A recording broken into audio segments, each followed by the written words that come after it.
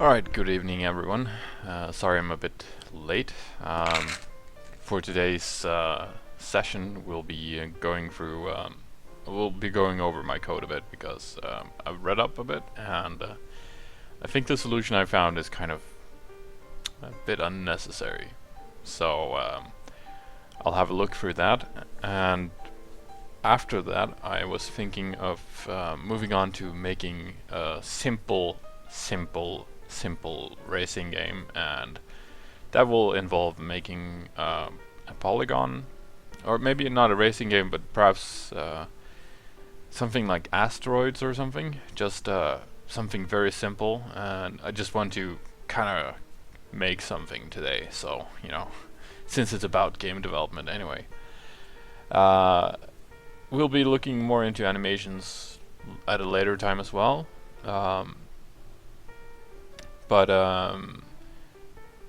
Just now I'm gonna go over the code, and we'll see if we can make it work a bit better. So we'll start with some refactoring, basically. So what I did the last time was that I found this code out of Stack Exchange, and I just put it in here, and I'm not really sure what it does, except that it maybe asks for a animation frame from the window itself, and that's something that it's a way of doing it, or it's a possible way to deal with it, but it's also possible to just do it the way I was trying to do the last time with Canvas, but I just couldn't manage. So we'll be tackling that problem as well.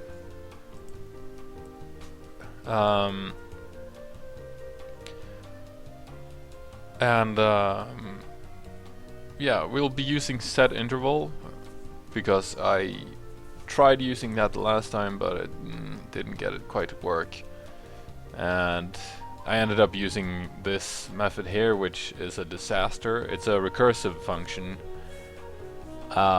and because it's recursive, that is the only reason why it actually works, because the request animation frame is only supposed to take a function, well, I'll get back to that later. But for now, we'll be doing some major refactoring, to put it mildly, I think. So we'll start with actually just, I mean, we have this on our commits anyway, so I'm thinking I'll just start a branch actually, and as soon as I get source tree up, it's not loading just yet, I'll just make a new branch, and we'll take it from there with this new prototype we're gonna make, and with a new well, let's just redraw the animation first and then move on. We'll see what we can do.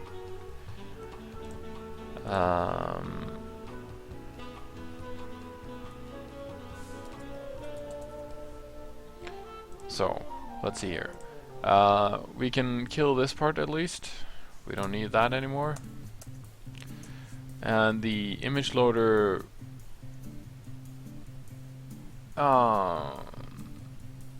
so this one is a bit troublesome, I would say, and I think part of the reason this isn't quite so optimal is that the image source is called before the unload function. Having gone through Google's Udacity or the Udacity HTML5 web development course, they recommended keeping it after the or making the source call afterwards, because that starts the actual asynchronous call which loads up the image. So that's one thing I'll make a note out of, but I don't think actually you need this one either, so I'm just gonna kill that one as well, brutally. Um,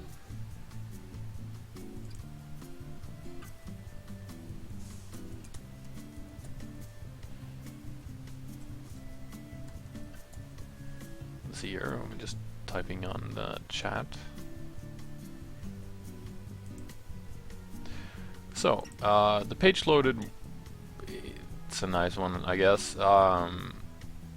We can keep this, but what I'll do is I'll start making some global variables instead, just to be able to use things out of the page loaded function. So I'll just call the canvas outside that function. 1 minute, I'm just gonna get my so what I'll do here is to call canvas and set it to null, and I'll also call my graphical context and set that to null, like this. So at this point I should probably remove these. Let's see, I made a mistake there in the typing, like this. And yeah, we can leave this here, I guess. For now, we have it loaded in as im tag, so or img tag. But we can do this differently as well. I think I'll just start with a very basic image loading function. So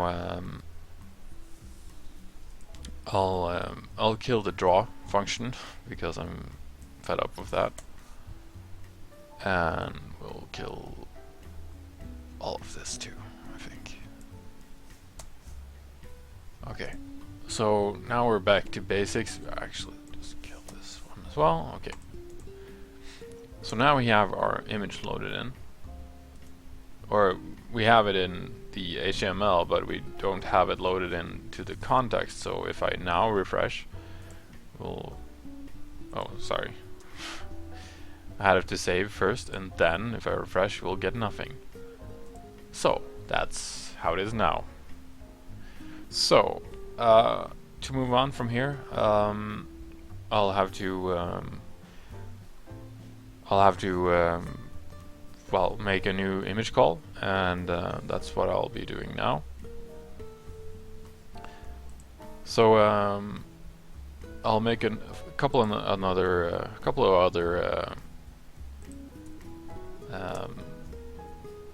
other variables, which will be our frame rate, like this, which will be, let's say, 30 frames per second, so just 1,000 milliseconds divided on 30, like that. And we'll have a function, we'll call it onImageLoad, which are like that. We'll assign it a function which is takes no parameters. Should finish that one off like that, and let's just console log image loaded. So the general strategy here is we can do it differently. We could use an image loader, and I'll probably build a new one with a bit more of my now native understanding of the code or JavaScript, but this time around we will be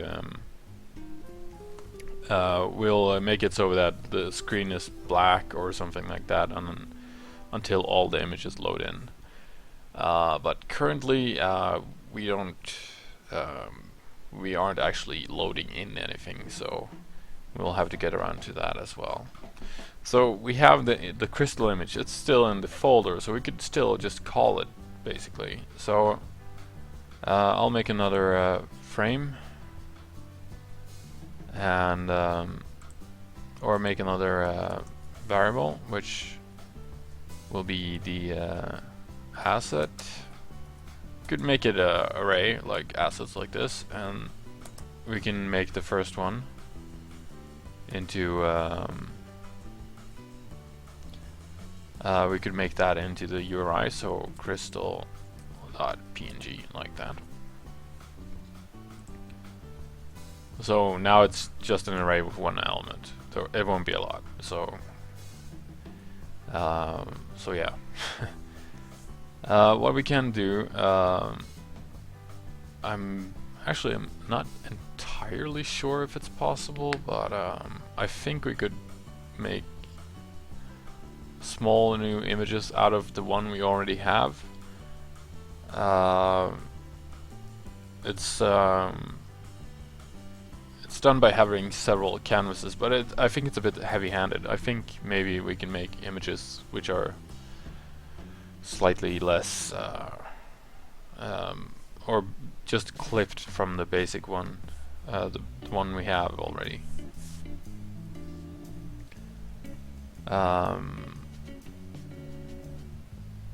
But yeah, we could also just do a dynamic kind of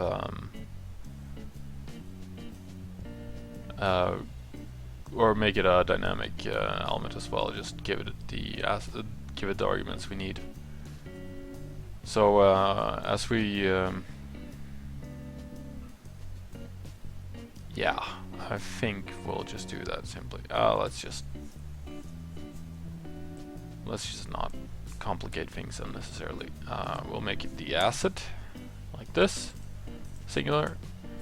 It's our crystal again. Okay, so let's move into our page loaded bit. We have our graphical context adding in an asset. So what we don't want to do now is to make this a new image like this, and we'll want to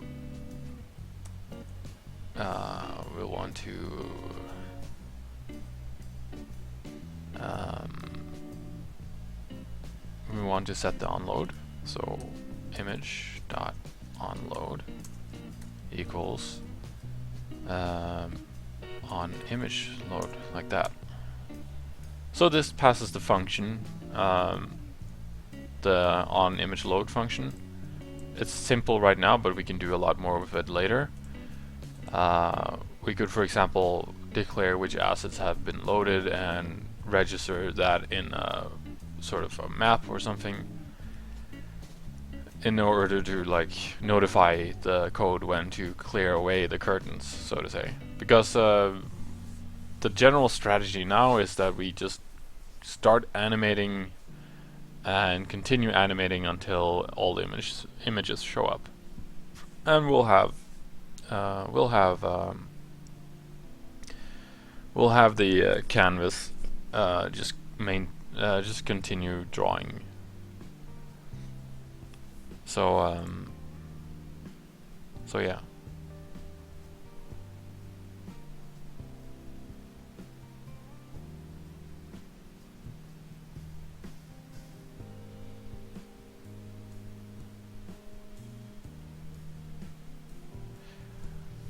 Yeah.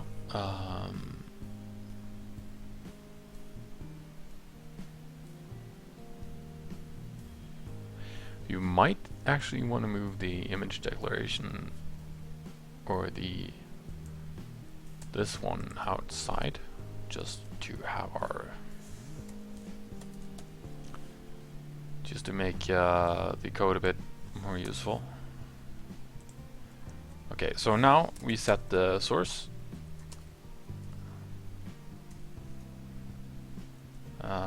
Excuse me a bit.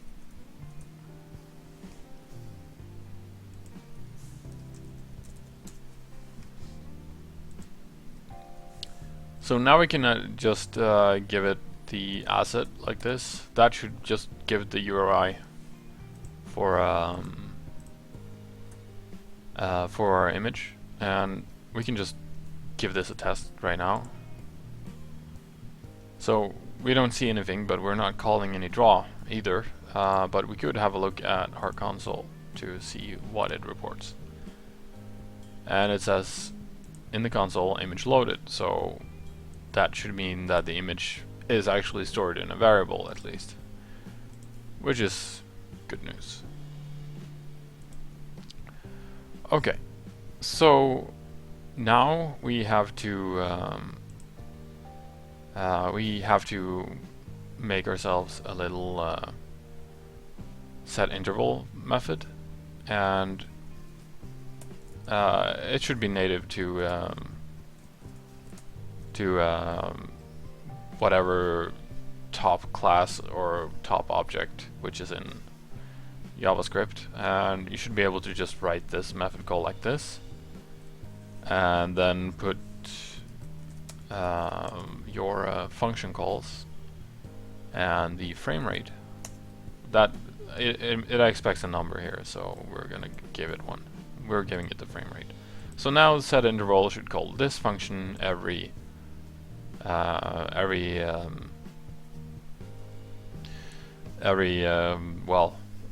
so many milliseconds. Basically, it should give us 30 FPS, but I don't know how often that is in the second. Should probably figure that out. It's just math, right? So every 33 millisecond, basically, I should have taken that in. Should have made it made a head calculation, as we call it in Norway, but I am not a math genius or anything like that. I'm not gonna make pretenses of it either. Okay, so another point which we should probably have here is the it's a variable which I'll call a pointer, like this. And now we'll be looking at some code which will seem quite similar to what we had the last time. Actually, we can just keep this one like this. So pointer is just equals to 1, and then we can move on to making an animate function, because we're passing it an animate function here, but we haven't actually made one yet, so we gotta get around to doing that. Function animate, then no parameters, but because we won't be able to give it any parameters once we're passing it into set interval, so it just should do stuff with whatever variables that are visible to it. So that's why I put a lot of them as global variables, just like this, such that it can access them after they've been initialized, even though we're not passing them as parameters or anything like that. Okay, so our animation function should be quite simple. It should, first of all, use the graphical context initially to just clear the canvas, right? So clear rectangle, or just rect, I believe, like this. We'll pass it 0, 0, start from the top corner, top left corner, and yeah, we could set it to 640 like this, and then 480. That should deal with the entire canvas. We can also do another neat little trick in case we're deciding on expanding our canvas, and that would be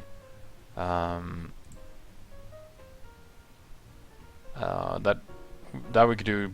We could just, you know, pass it the canvas width like this, and canvas dot height like that. So this should just wipe out whatever we see on the canvas at any given time. What we can also do is to get our the center of frame, and that is a basic var center x equals canvas dot width, and simply divided by 2. like that, and var center Y. This should probably not be in an inside the animate function, but it doesn't really matter now. At some other point though, maybe you should put this in a super or like a object which can calls animate function, or maybe just put it in the global scope. That's up to you, but that's what I recommend. So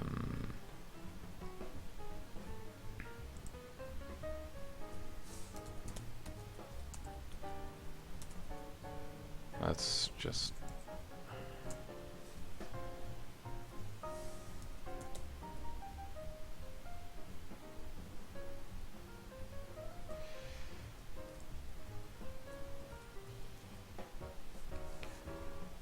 my computer sometimes. This I'm guessing it's dropping frames too now. Either that or yeah. Okay. So let's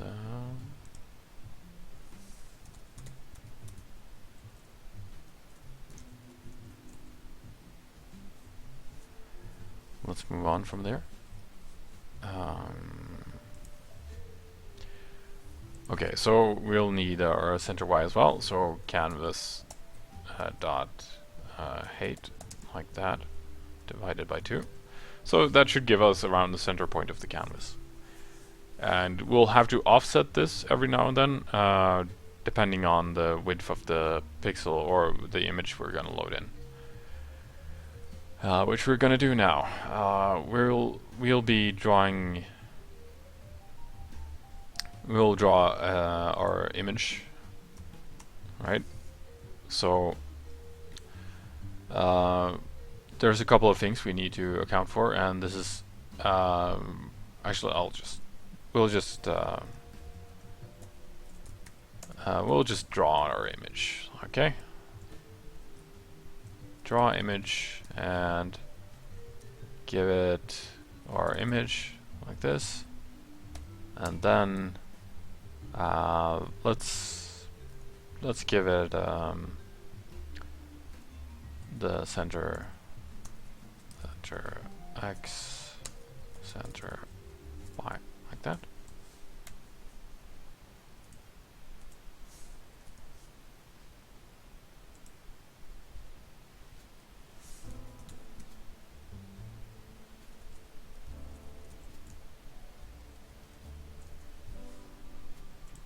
Okay, so hopefully this will work.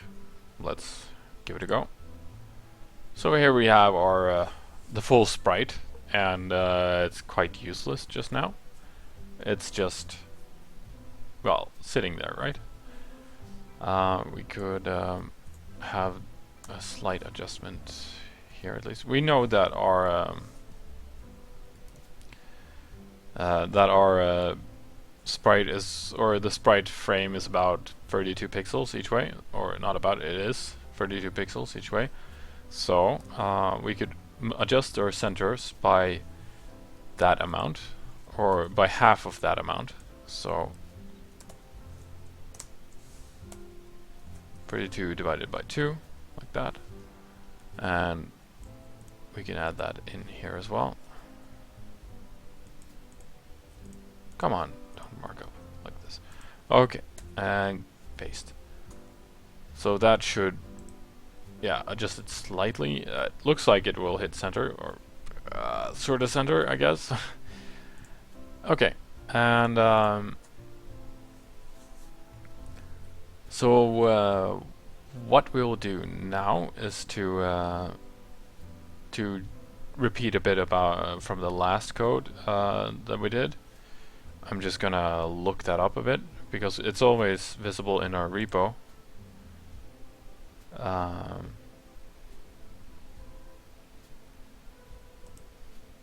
Let's see. Get a tab up here.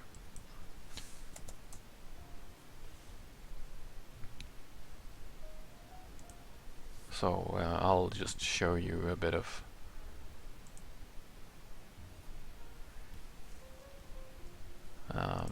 just show you the code as well. Maybe we'll just copy it. I might get naughty there, I guess. Let's have a look at our first prototype. So here we go. This is our repository.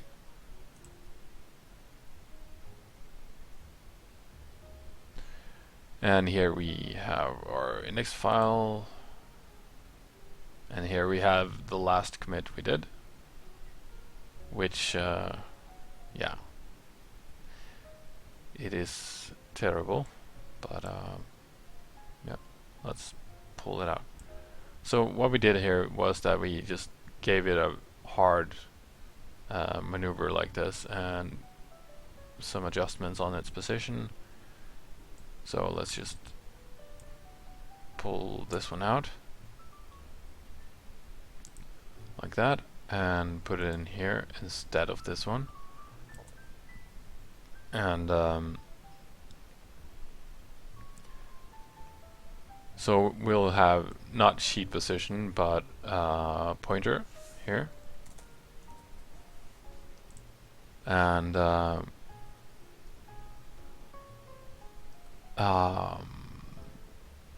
yeah, this was the other point, the Y position, and it should be on top basically. So it should go from the top corner as much as possible and just let the manipulation of the X coordinate do the work. It should also be 32 by 32.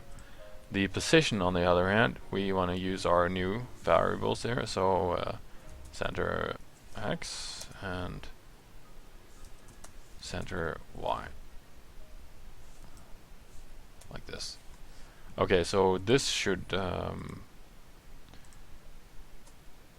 just give us one crystal now, like that. Yep.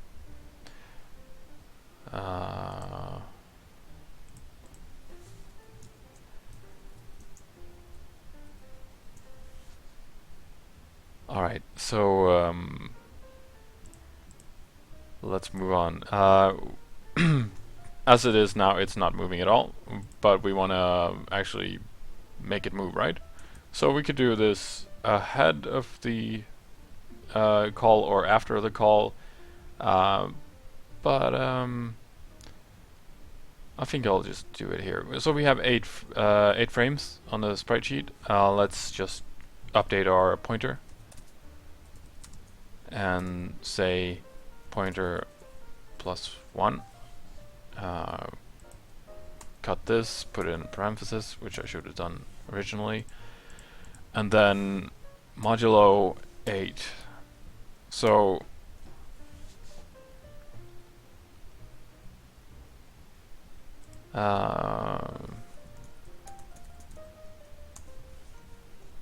the basic idea here is that if you're not familiar with it, notification. So if you're not familiar with it,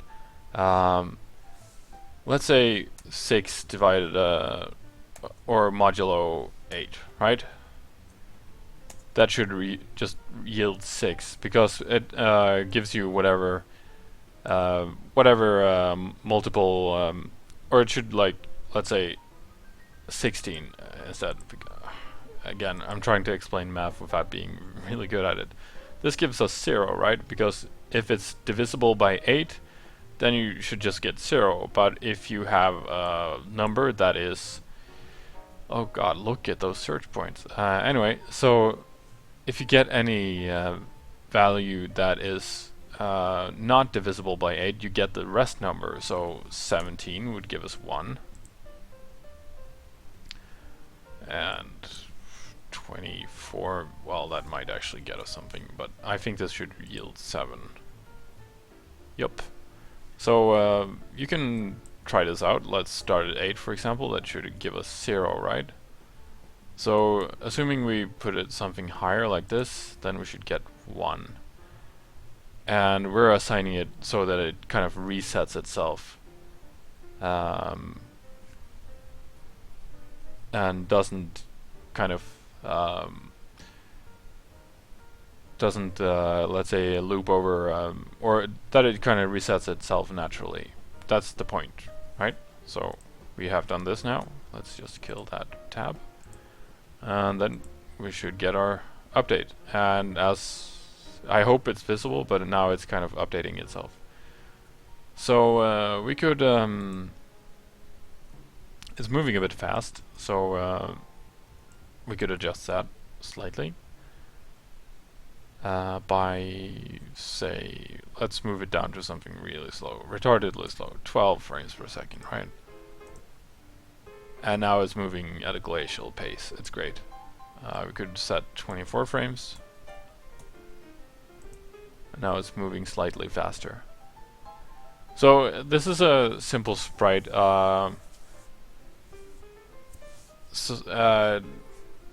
It doesn't have a lot of frames by itself, so we'll get this kind of artifact with if we set like a certain frame per second rate, then, or a certain frame rate, I mean, then of course it will move fast. So if we had padded this out with like more tweening perhaps, then we would probably get a more natural animation. But this is something I just found from the Open Game Art site, so this is what I have to deal with.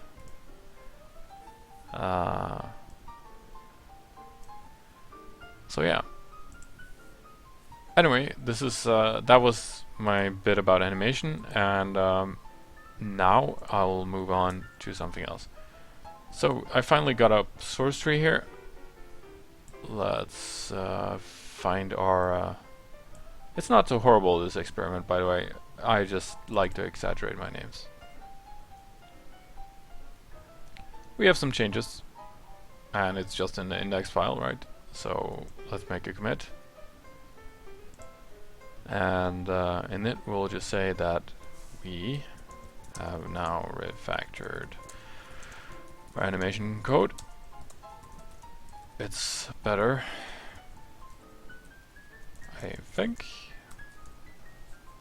Yeah, it's probably better, right? And we'll push it.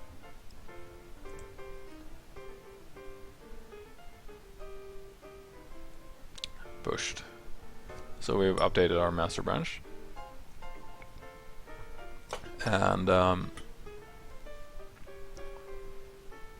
at this point we'll make a new branch, because we're just gonna start making a new game now. So branch, we'll call this branch asteroids, I guess.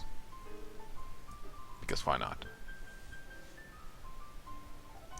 So when we start making pushes now, we can push it to the asteroids branch, and we can then simply roll back to the animation refactoring we just did, and continue from there at some later point, without like having to do major changes.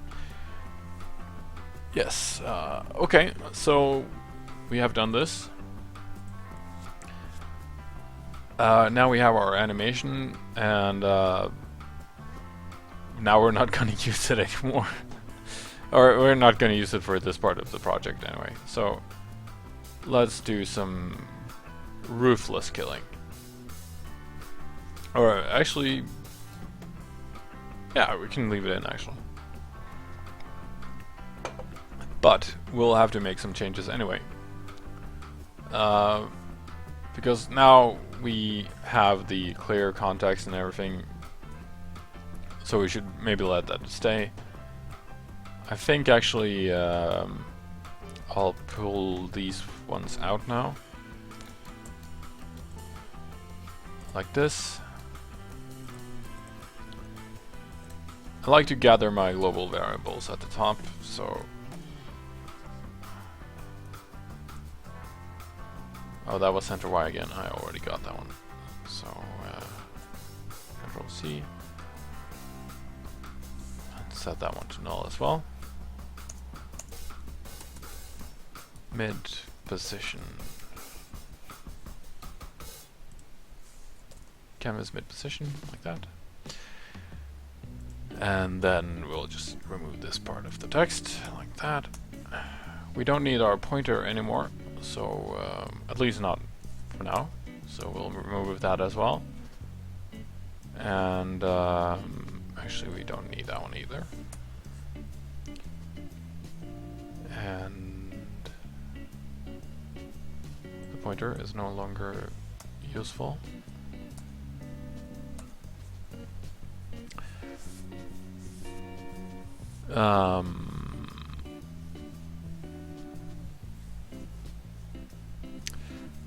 What we could do is maybe get some get a little background for our project. So we'll use this one. And yeah, sure, we can follow up our old search here, but let's just try to get stars, like that. Yeah, this one looks great, I guess. We'll take that one, or actually, let's take this one. Has this nice look to it. It comes from unsplash.com. It's CCO, so we can just grab it.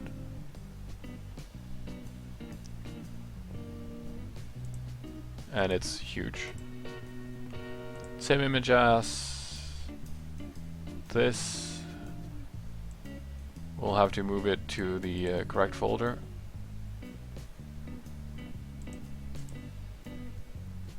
Yeah, this is the one. It's just a JPEG file. That was a bit disappointing, but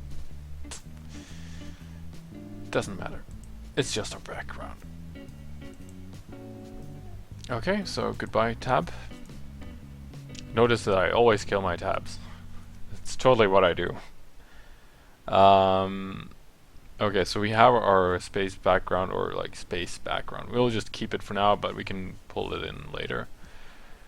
But what we want to do now is to have ourselves a spaceship. We can just save this a bit, and our crystal is now gone. We can actually just kill this one as well. Like that. Okay, so if we harken back to our days with the first streaming I made, I made a lot of polygons. And I was thinking we could make something akin to a triangle this time, and just have it turn around a bit. But we'll need an object for it, and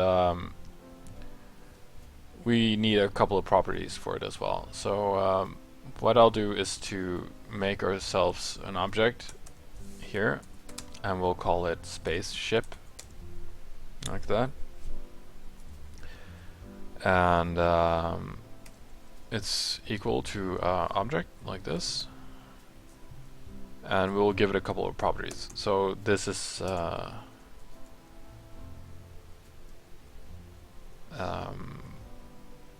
this is how we'll go about it. We'll have position x, like that. It should remain 0, like that, and a position y, which is also 0. I'm using semicolons, but they should be commas actually when we're doing this kind of notation. Okay, and then we should have a vector 2, like that, which should be another object, and inside this object we should have x value, which is 0, and a y value, which is also 0. So what we'll do is that we'll update our vector to make our ship move around.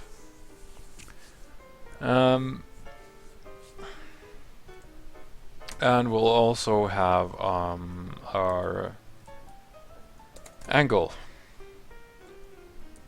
like this, and that will be 0 for now.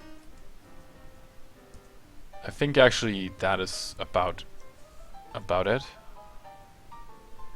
We could maybe, yeah, let's just give it an array of coordinates as well. So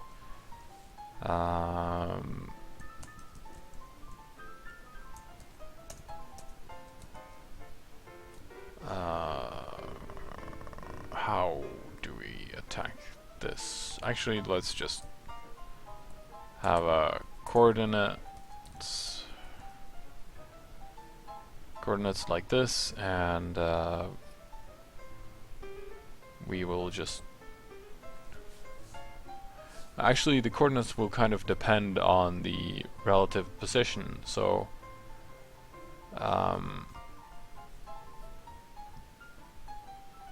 we'll have to do a slight operation each time we do this. I believe.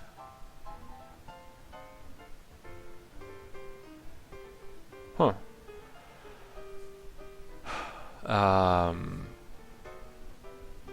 I have not given this any thought. I should have done that earlier. Let's make it even simpler. We'll just have a moving box for now. And that should be... Oh yeah, we need a center. So we should also give this thing a size. Let's yeah, dimensions like this, and then we'll just have an empty object in here, and then start filling this object as well. So we'll have width. Let's say 32 pixels. It's a familiar thing, right? So and height like this, 32, and then the center position, which the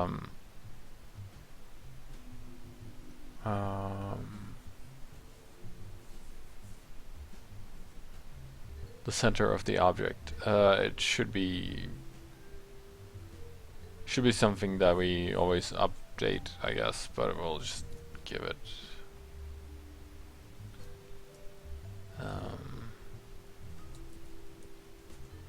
actually we can make that a function, now that I think of it. So get center is a function, and what it does is that it takes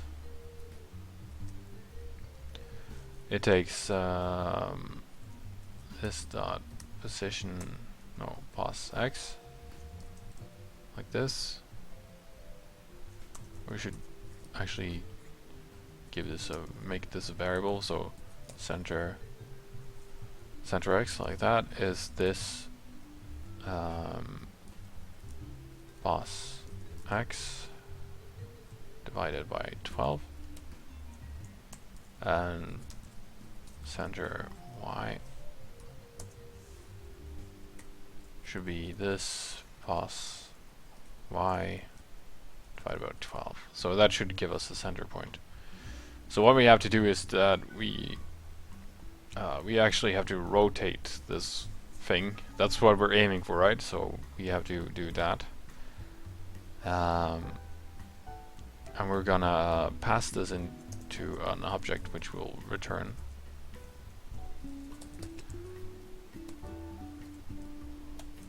I hope this works. I'm not sure if it does, but x center x like that, and center y. So actually we'll just give this underscores like this, such that we don't mess with the already existing variables here.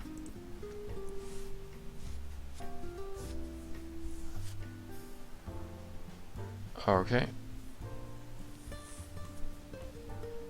So now we can use this function to get the center of the spaceship, or spaceborne block, I guess.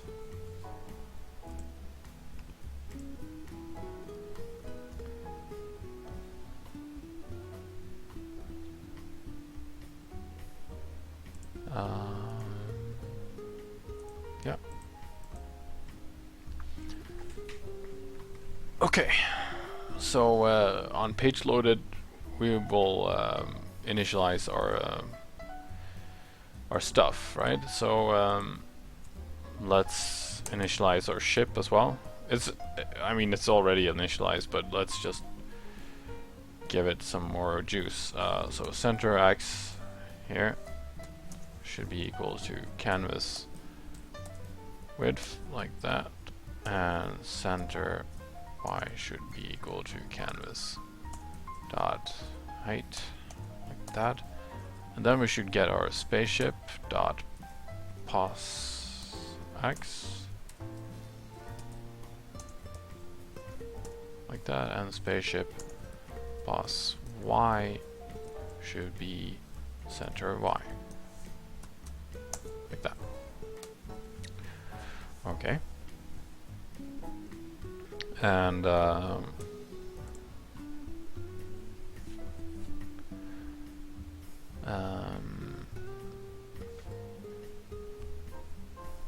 okay. So we got our spaceship here. Excuse me.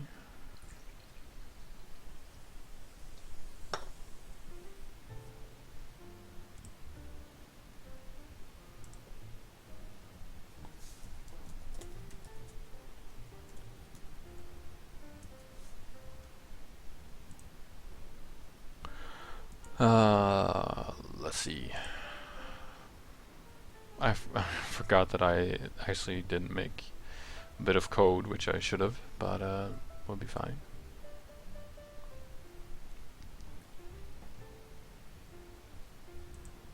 We'll be fine. So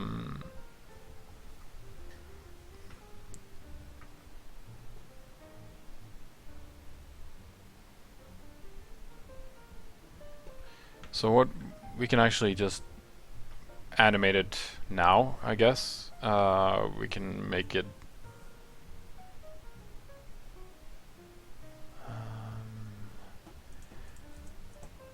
let's draw a rectangle, right?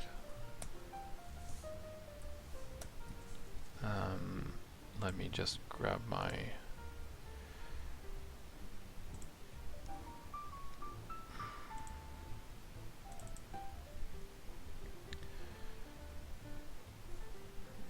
I apologize for the slight delay here, but I'm just gonna get my code from my reference code, so I just have something to go by. Okay, so yeah, we'll have a. It's not draw rectangle; it's actually just stroke rectangle, right, like that. And what we'll do is to just get our ship position. So spaceship dot get our. I was thinking in Java. Sorry. Pos Y. And then we want the width of the ship. And okay, so maybe I did this a bit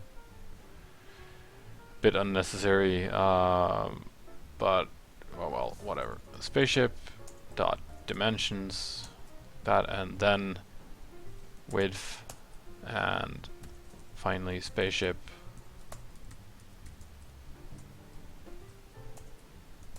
dimensions and height.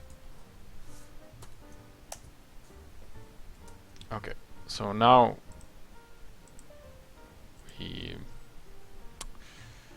we don't have anything at all.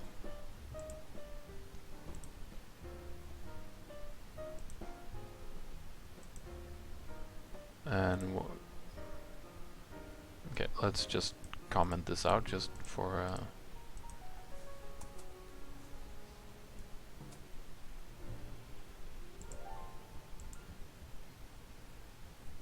are we getting an error of some sort?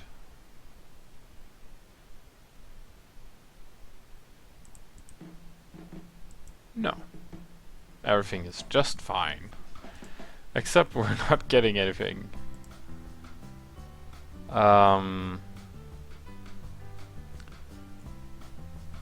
So did I miss something? Did I forget to initialize the canvas? No.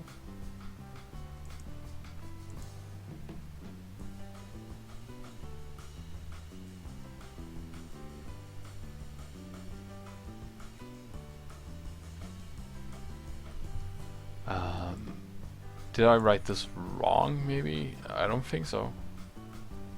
Let's just...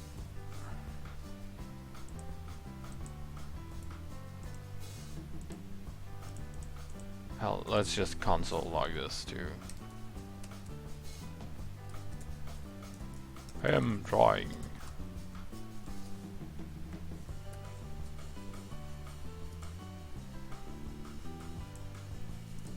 Get our console up again. Yeah, so it's filling up with drawing calls. So, what? What is going on?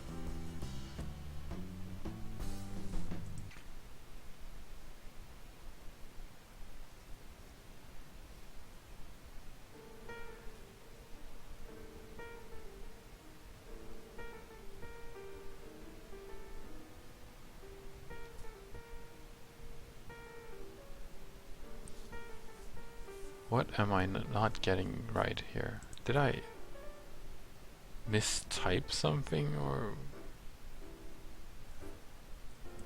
Come on, let's just... Maybe it might be the spaceship that...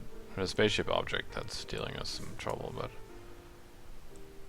I mean... I don't see why.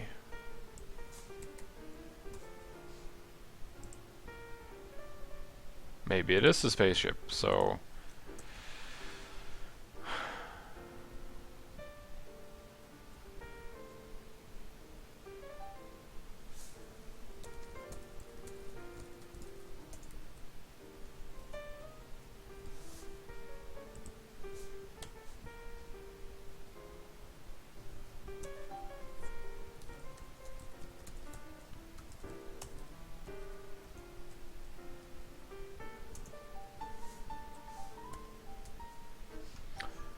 Maybe the coordinates were kind of crazy.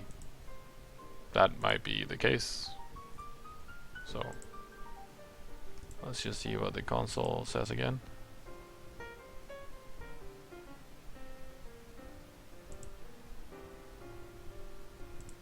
Ah, that might be why.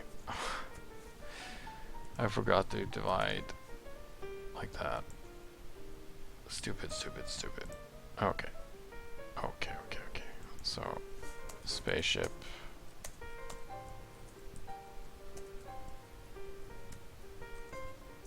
Pos X. Spaceship. Pos Y. Spaceship. Dot dimensions. Dot width. And spaceship dot dimensions dot height, like that. Okay, and then we should just make this a stroke like this, and we can kill these console calls.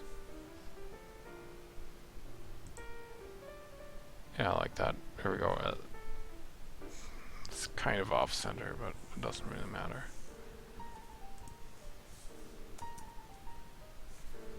Let's see what happens when we put that in. Yeah, it's still fine. It should be like drawing and stroking and whatever. It should be working fine now. So, what we got now is we have our draw call, but we want to do something a bit more. Before we make this drawing,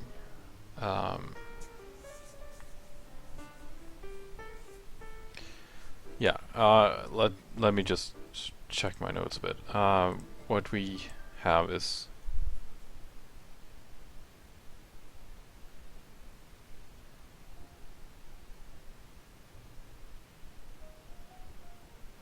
we need to make a translation on the graphical context, and then make a rotation, and then make a translation again. So it will look something. We'll just make a function out of it just to make it a bit neater. So ship rotation, like that. And what this will do is to translate, take graphical context and translate it to wherever the spaceship is. Spaceship dot, and we need, now we don't need the actual position, we need the center of the ship, right? So we can actually store that in a variable here. So variable spaceship center, and that should be spaceship dot get center, like that, and make it a call. So this should return this object with these values here, and then we can say spaceship center, like that, call it x value, and then spaceship center dot y. So now the context translates over to the center of where the ship is, and then we'll take graphical context and we'll rotate like that, and we'll give it a radiance value. We'll just give it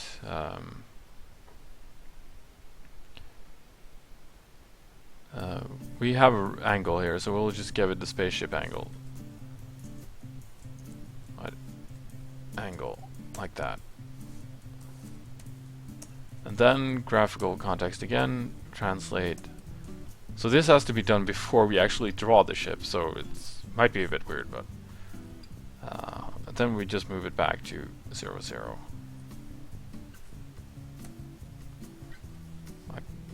I believe that is the correct way. We'll figure out soon if it's not. We might have to give it the negative of the spaceship center, but we'll notice if that is actually the case.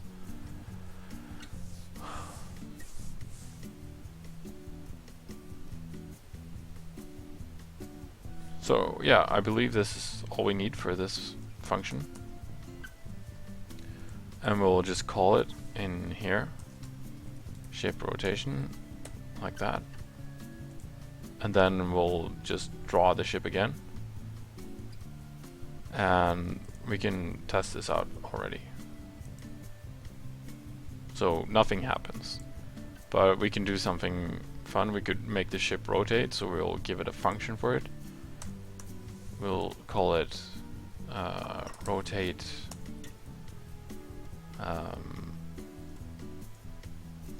yeah, we'll just call it rotate for now. Function, and we have to put a comma here or we'll get a syntax error.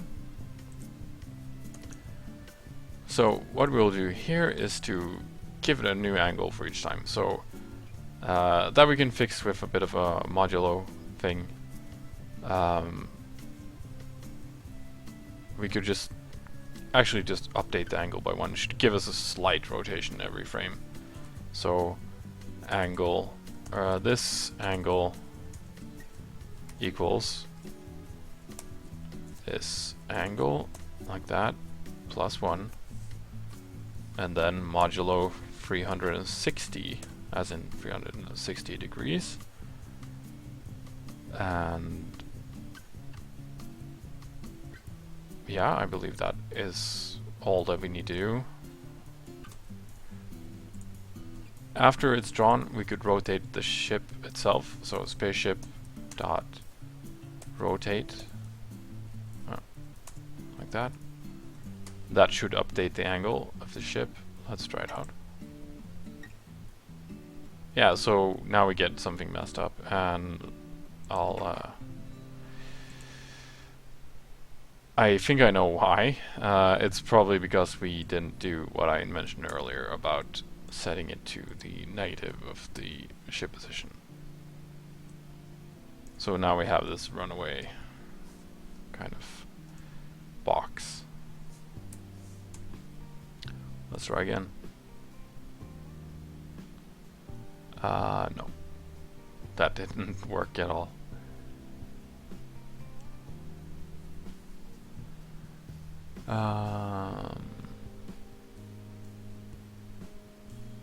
We're getting...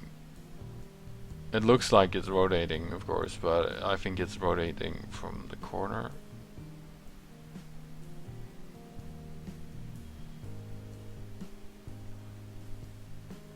Yeah, maybe we have to call graphical context dot restore, because the rotation still remains, I think.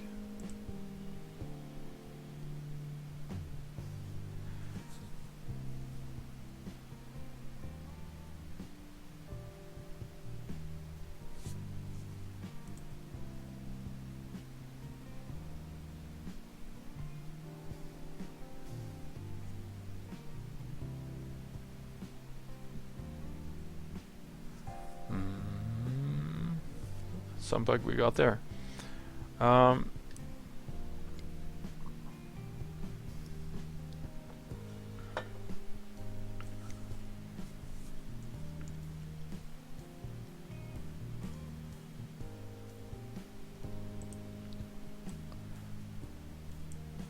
Okay, maybe we could just call...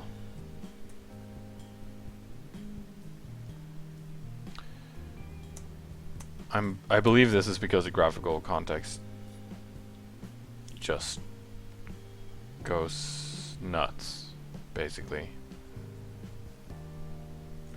We could try just giving it a rotation before we rotate the ship itself.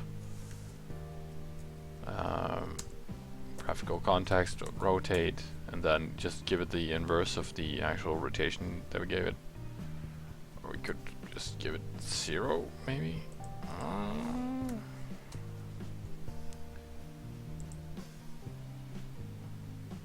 Seemingly no effect there. Let's just see if we get some console errors.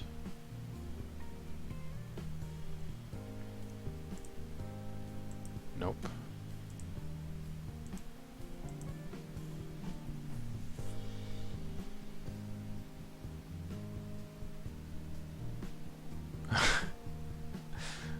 It's kind of annoying.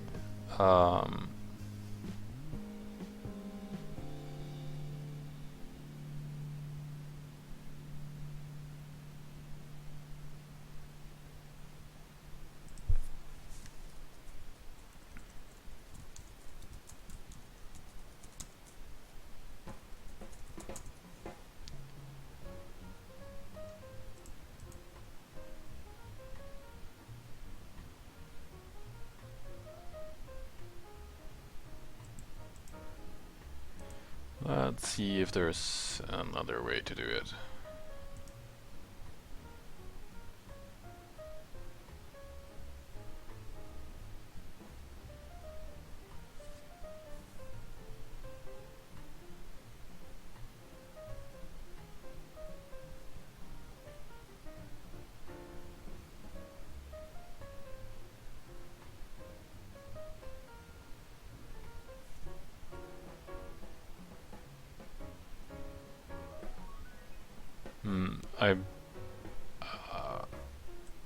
I think actually restore should have done the job, but it's not really.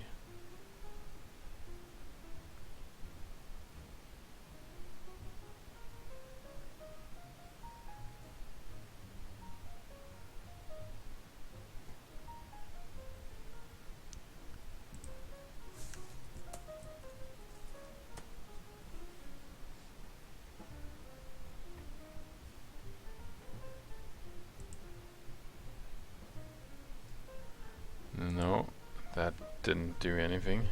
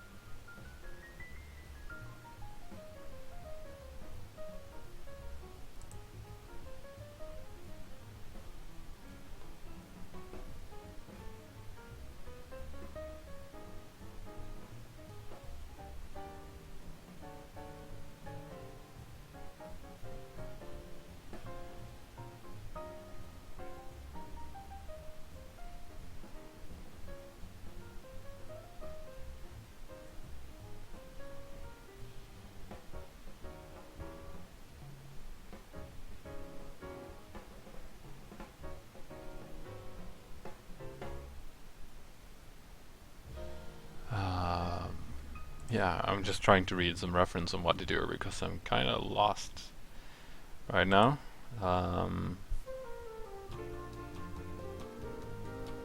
Please enjoy the music in the meantime.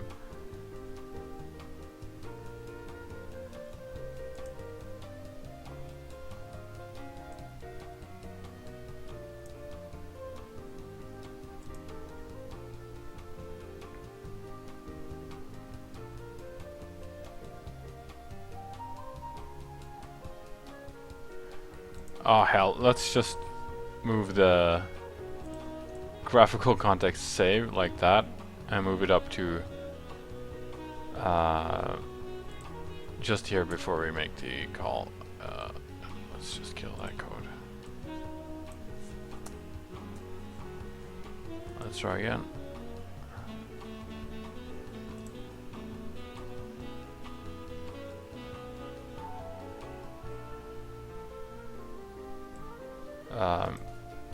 We have this weird thing again.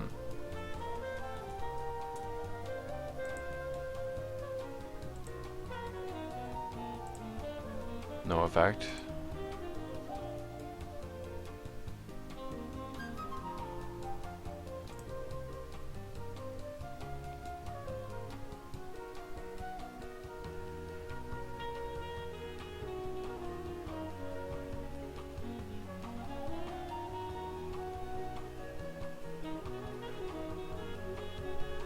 Huh.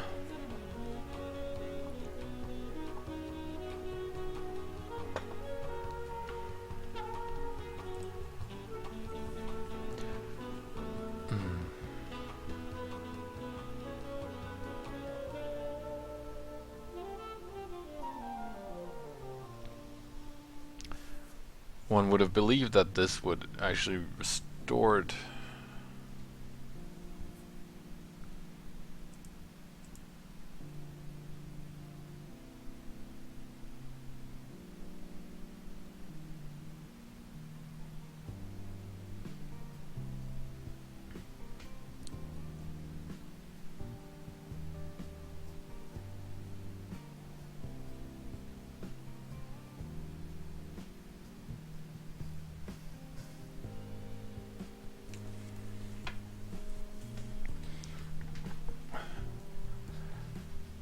Okay, let's just, for the sake of...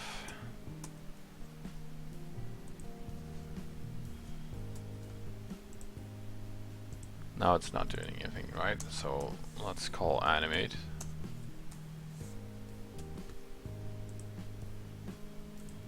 Okay, so it looks like that now, but if we call it again, then we should get a new frame. And it now completely vanishes off the table. So...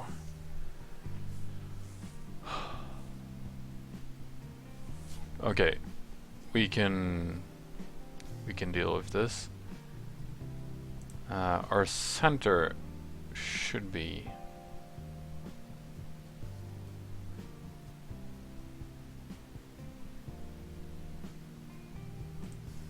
Let's get our...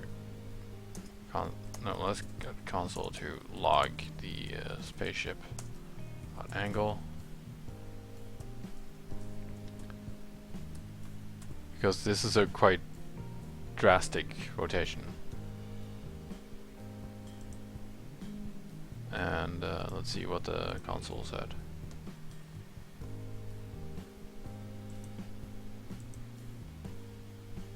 Zero and 1.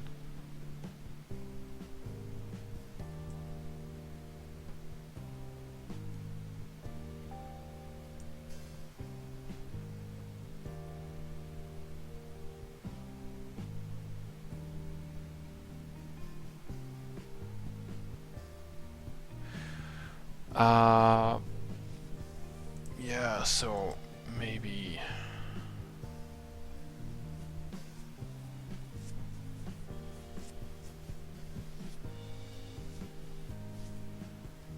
Maybe we should give the rotation a bit of love with math.pi and divided by 360. Let's see what happens. still just jumps off the frame. But did I? Oh, should be a bit.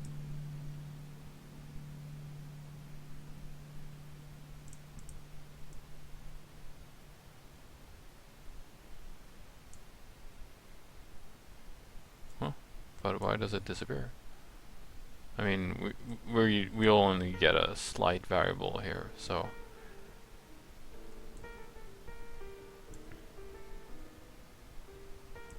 If we comment this one out. So here it is. Now you see it. And apparently now you don't. Maybe.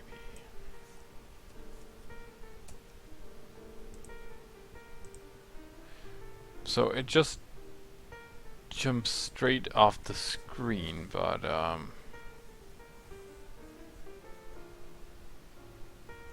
please tell me I didn't mess up the spaceship stuff again. Console log. No, I didn't, because in the first call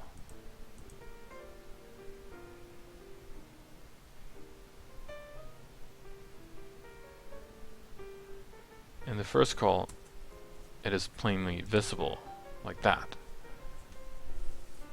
But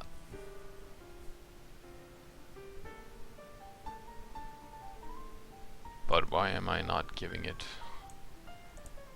So I just logged this, but I didn't actually feed it to the rotate. Let's see what happens now.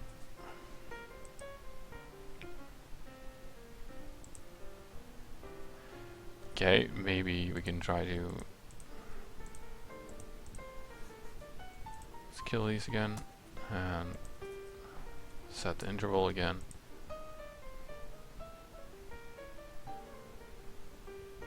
Also, that's interesting.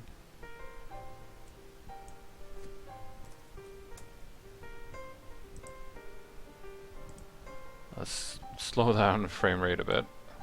Make it 8 frames per second. So its position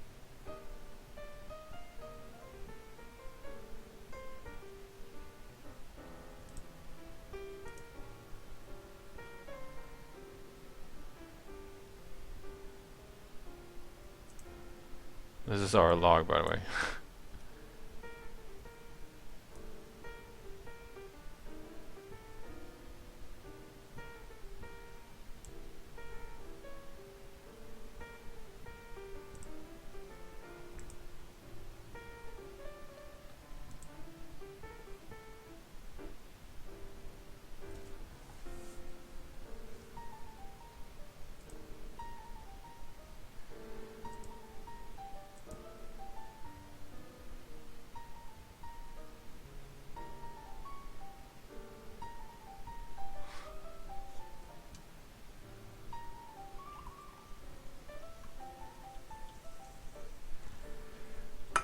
Yeah. Okay. I believe at one point our translate, I think actually our translate doesn't quite work. I mean,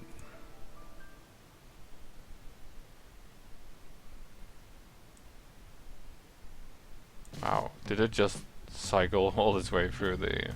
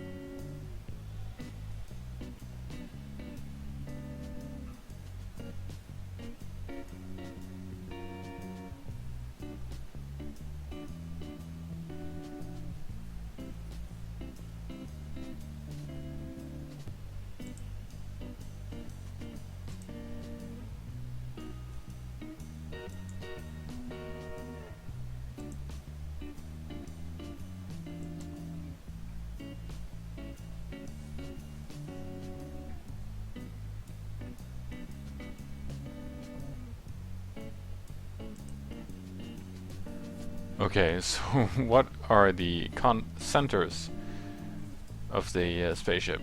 Let's see. Console, spaceship center.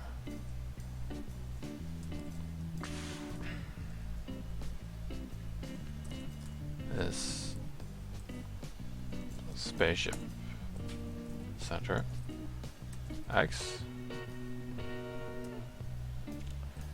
plus spaceship center dot Y. So I believe what is happening is that the coordinates are kind of adjusting themselves wrongly or something.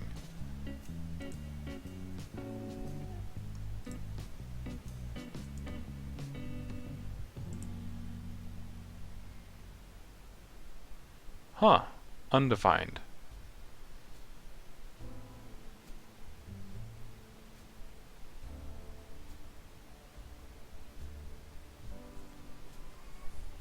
So it's not getting the correct coordinates.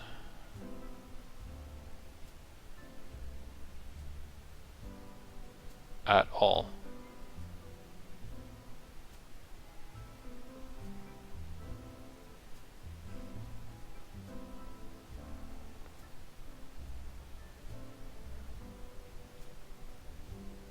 And why is that?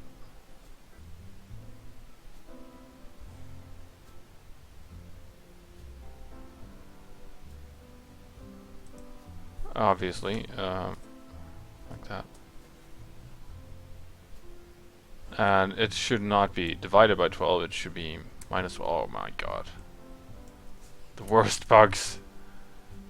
Okay. Let's try. Oh, would you look at that? But it's not. Yeah, so it's speeding up a bit. That's not what we want. We want a gradual transition. So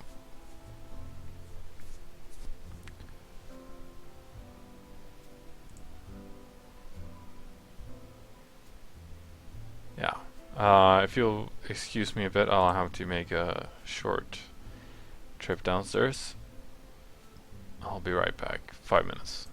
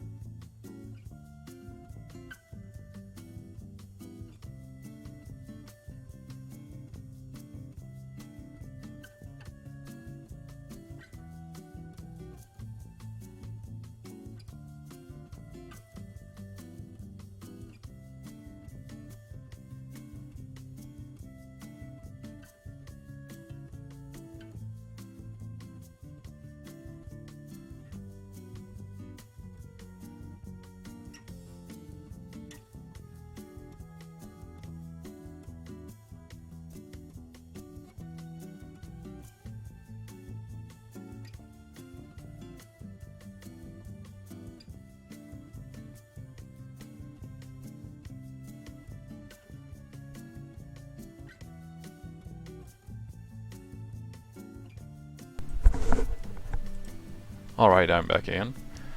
Let's see if we can get this to work.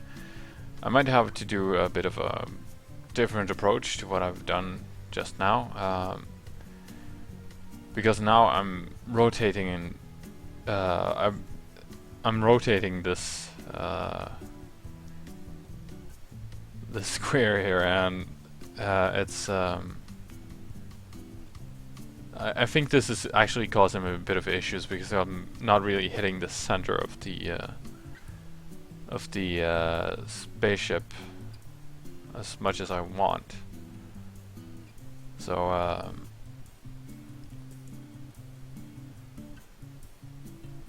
I think I'll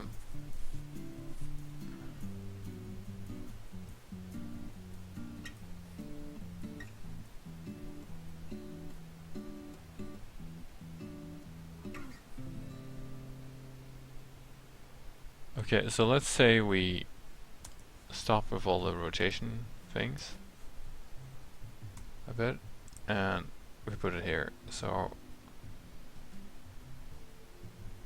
in addition to this, we want to draw where the actual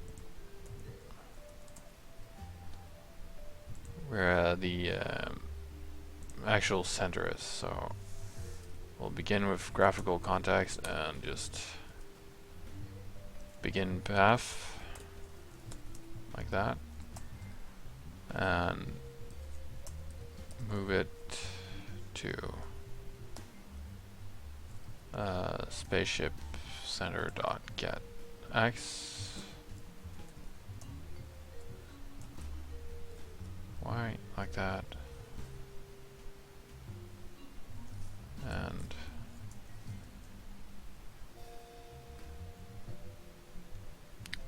graphical context dot line 2 spaceship center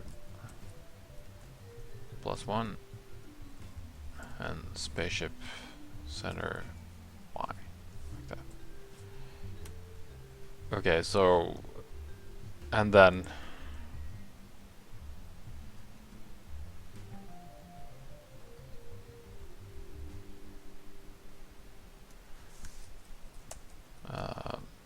close. Does this give us a line or the point? Maybe not. Graph.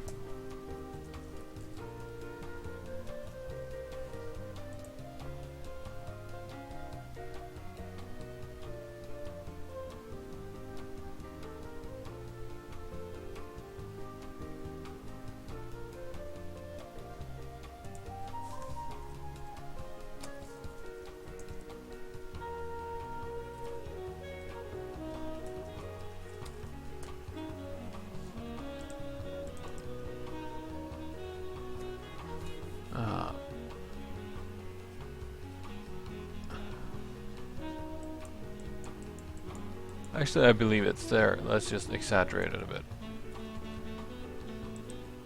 Yeah, it's there. I just didn't see it. So our spaceship center is not at the center of our spaceship. Oh, why? So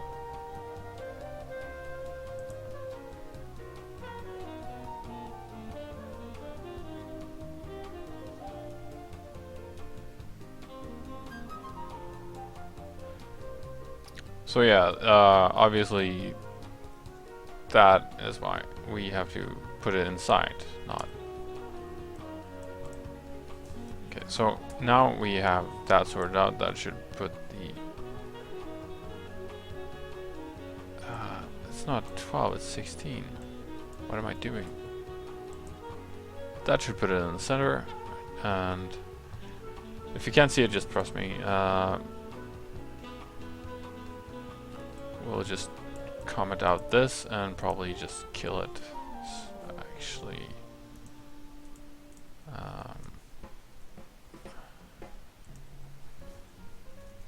okay, so I believe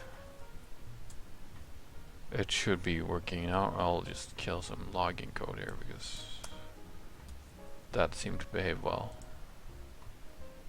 Oh, hello.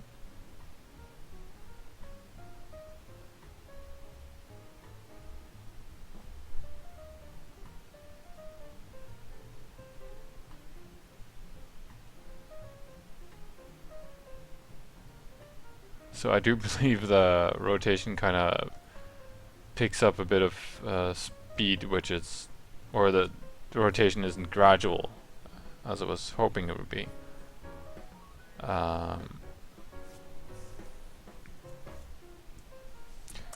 What if I don't divide it on?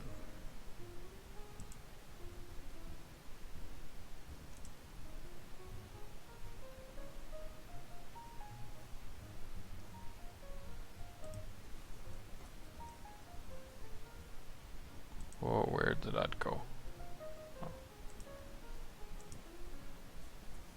Numlock is off for some reason. Let's turn off insert because it looks like it wants to do nasty stuff. Let's try it again.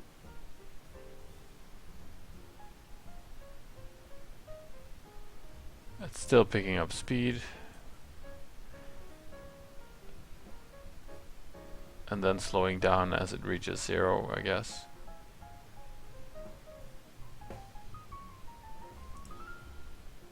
What happens if we just make this update stuff?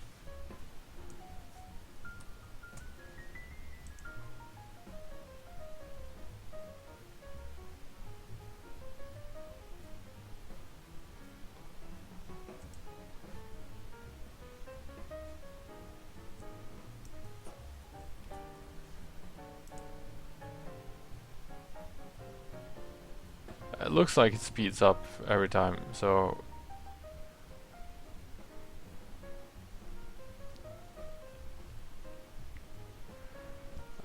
maybe I have to do something about that.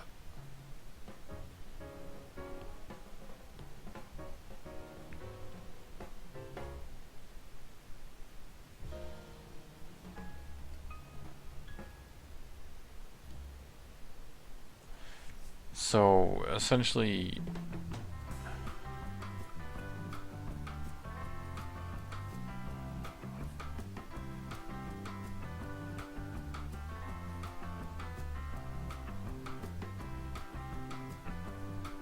we want to give it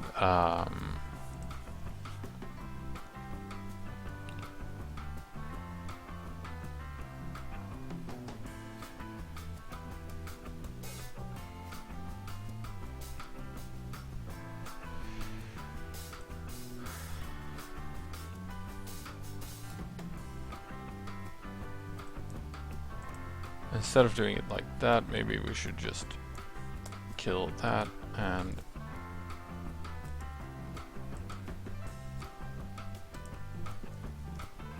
do it like this, and then multiply that with pi.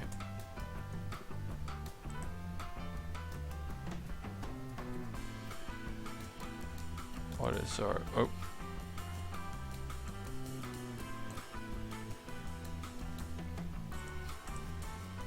Nothing is happening now.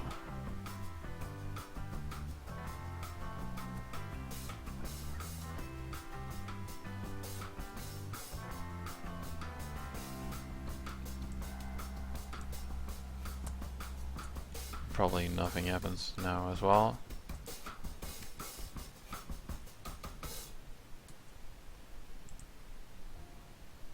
And now it rotates again. Yeah, okay. So we got the rotation, but it speeds up and it's sort of annoying. Don't know what to do about it just yet. The log is probably not logging anything right now. But okay, so it...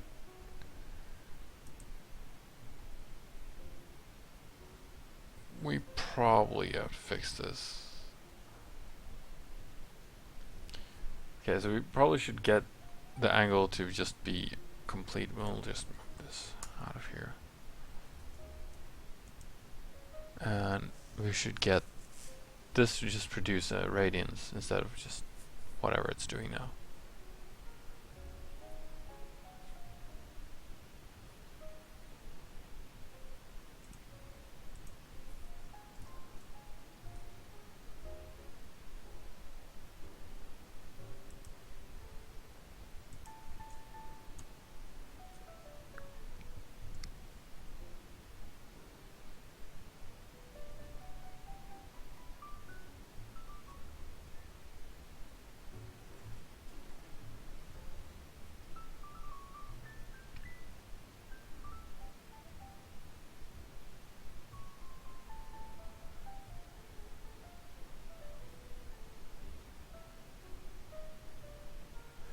So at one point it comes to a complete stop, and then it speeds up around. So I think it's producing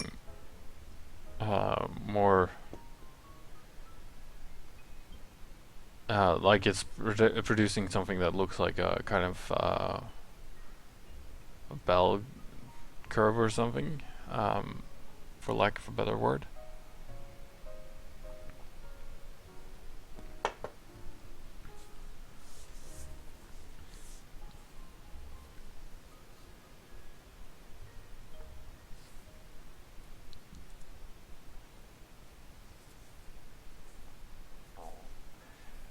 I believe.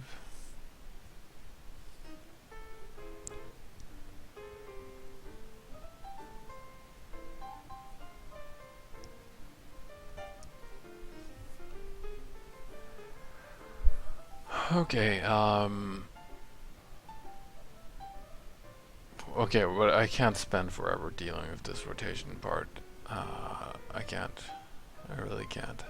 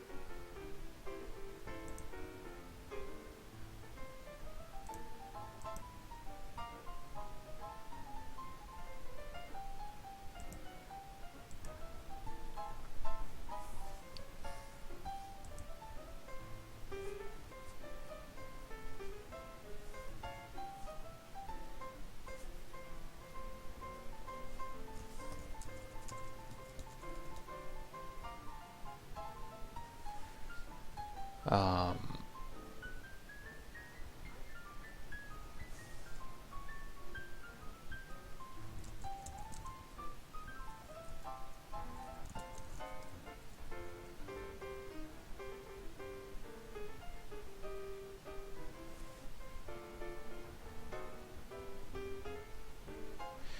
God, this is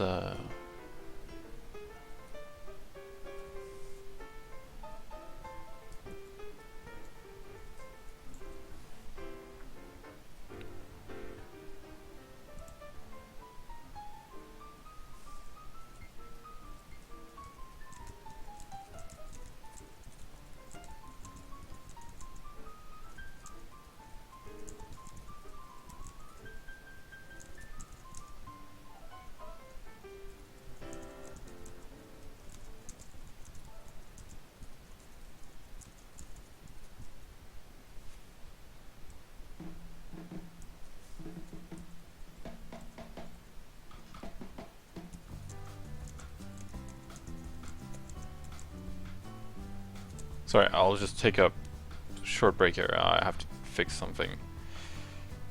Private life. Oh my God.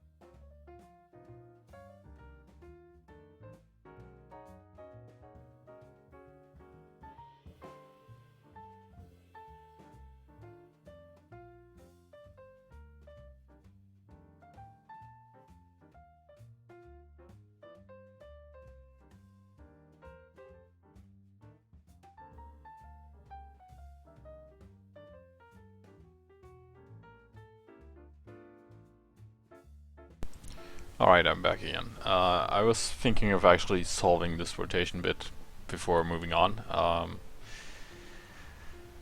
or else we might get some behavior that we don't want in the lease, in the early prototype. So let's see what we actually get when we produce our angle. So again, what we can do is to just after the rotation bit. Here, let's just move this here. So we call the rotate here instead, and in the meantime we take our graphical context and let's write some stuff.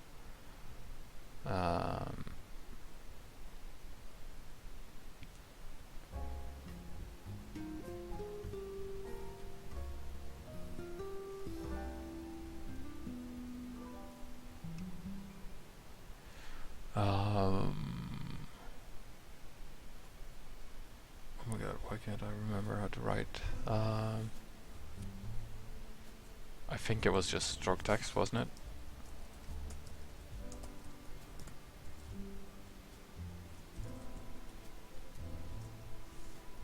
Let's put that at the 1010 area.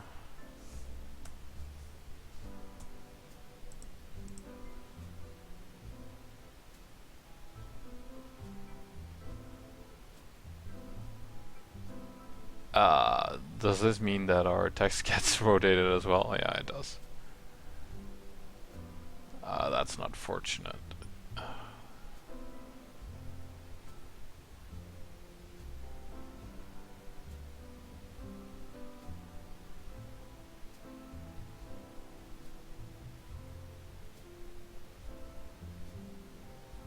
But I thought...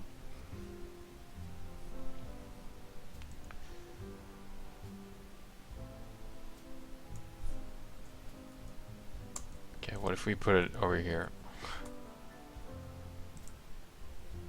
Now it sticks. Okay, we're good. No, no! Don't do that. It's moving. Stuff is moving around. But why? I honestly thought that we defeated this problem with the ship rotation bit. Let's...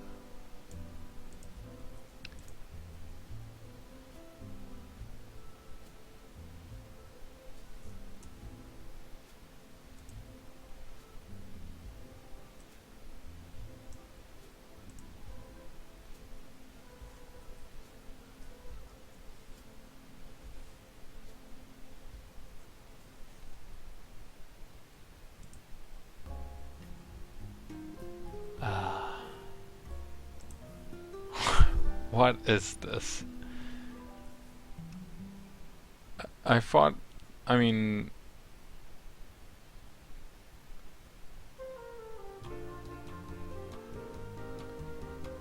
It shouldn't move the text at all. It shouldn't, but it's doing it.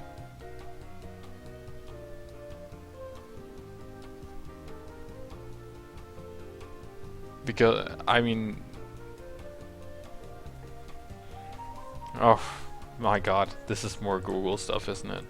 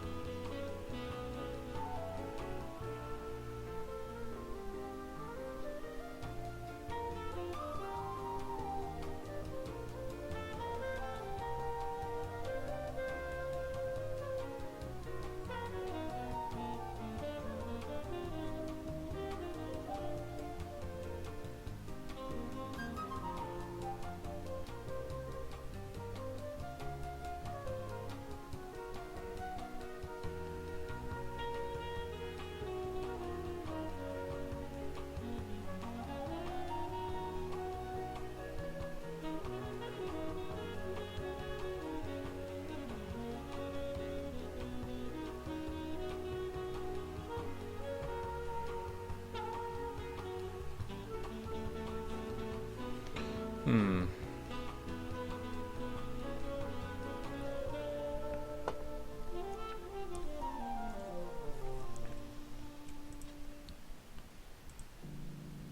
We're not getting...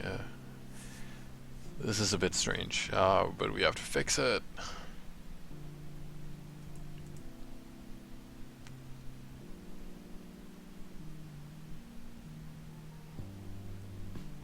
I hope I haven't, like, head-butted into something, like, huge, like a underlying problem.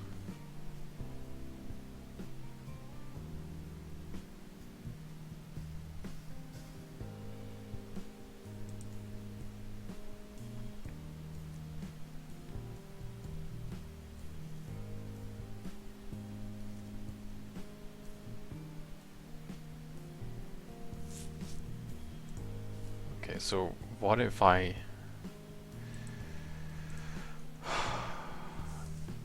graphical context dot reset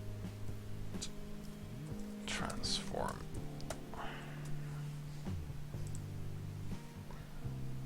Stuff sticks around. Great. So now ship, no, spaceship angle plus this stuff. Let's just say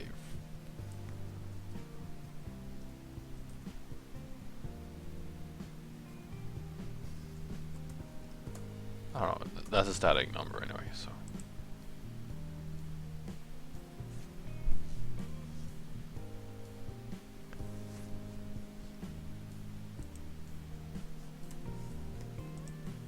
And what we're...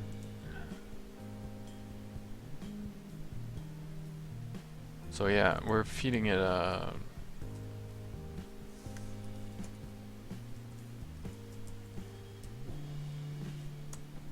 no. Now it's standing still, and what happens if we divide by 360? It should... Oh, it's moving at a glacial pace. This is more like it.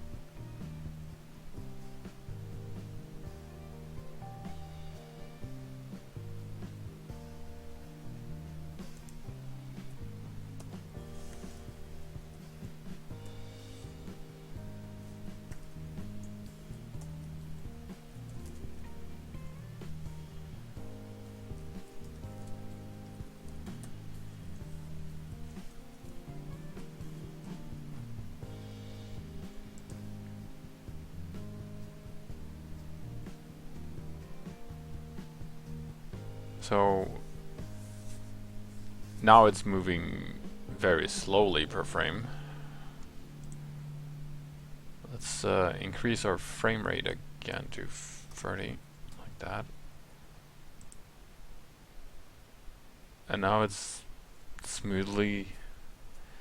I probably just mistyped something, I guess.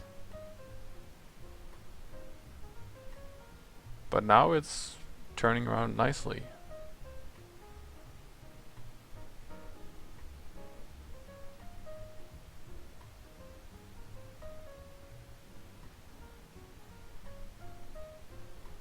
Wow, this is fantastic.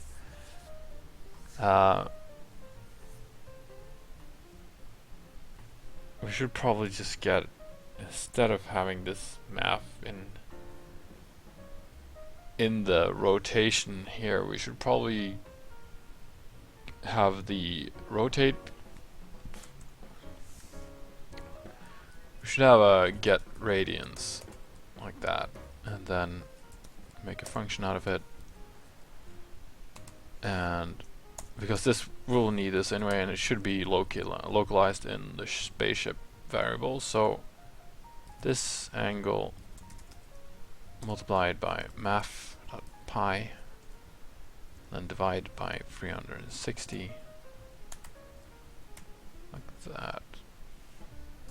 Okay, so instead of this, we'll just say get radians.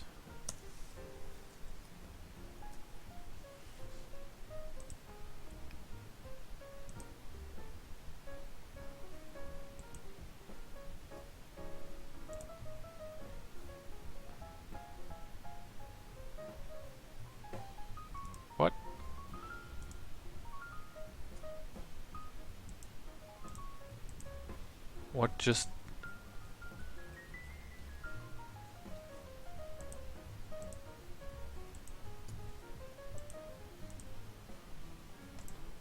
Did I leave... Oh! Oh god. I forgot a comma. That is why it's throwing error. Probably. Again, let's try calling the method. So get radians. Come on. Are we getting errors? What is it going on? Yeah, unexpected identifier. Page load is not. Of course it is, but index line 50.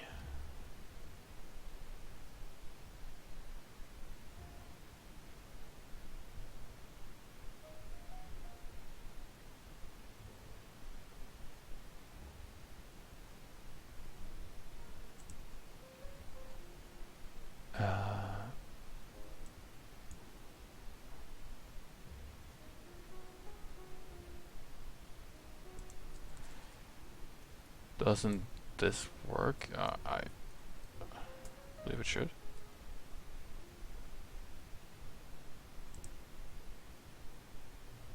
Was that it?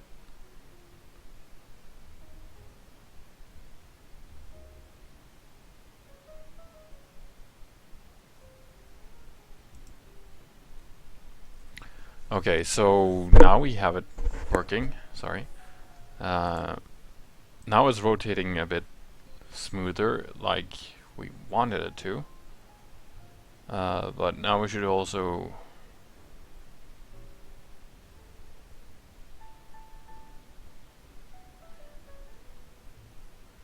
make it rotate in the direction we want.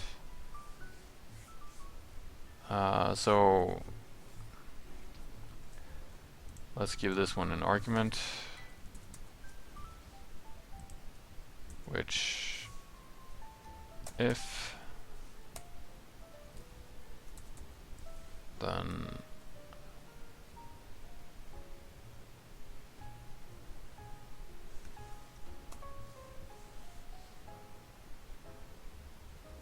then it should have this line here. So if it's true, then it should rotate it in one direction, and if not, then we should have it go the other way. And that we just do by changing it to minus.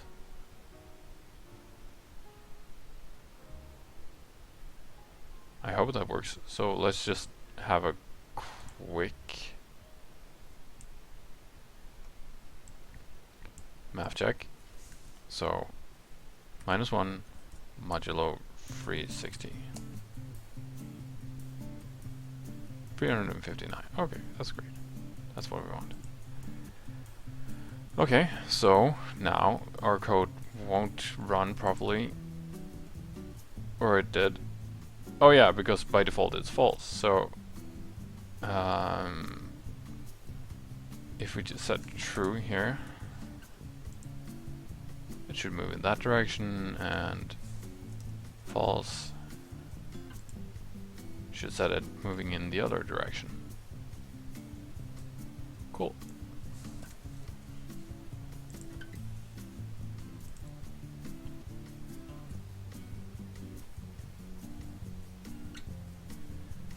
And we could probably give it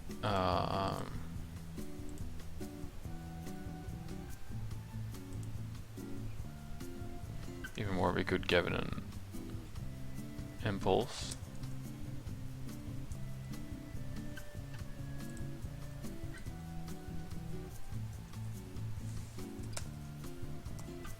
And just change this with impulse.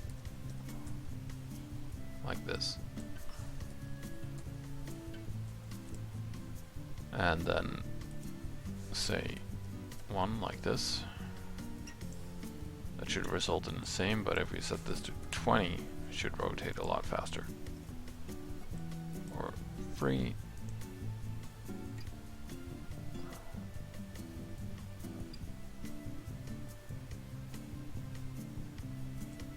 Two. there's a huge difference between.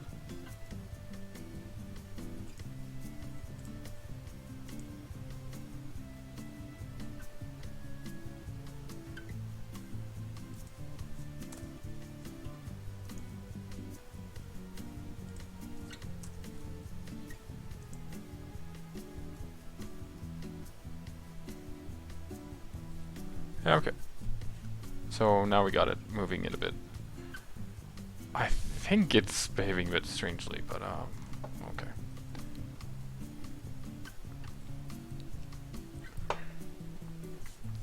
Okay, so let's say we want the ship to move as well. Let's just give it the ability to move. And we can do that by setting its original vector. So what we should have done early on is to give it a function which is update, okay? And that is a function which takes no arguments right now, and it should have a comma after here. And what it should do is that it amends, changes the position plus x to plus equals this vector 2 and x, like that. This pos y should also be changed by this vector 2 y. So I'm not an expert at vector whatevers, but I think this should give us a decent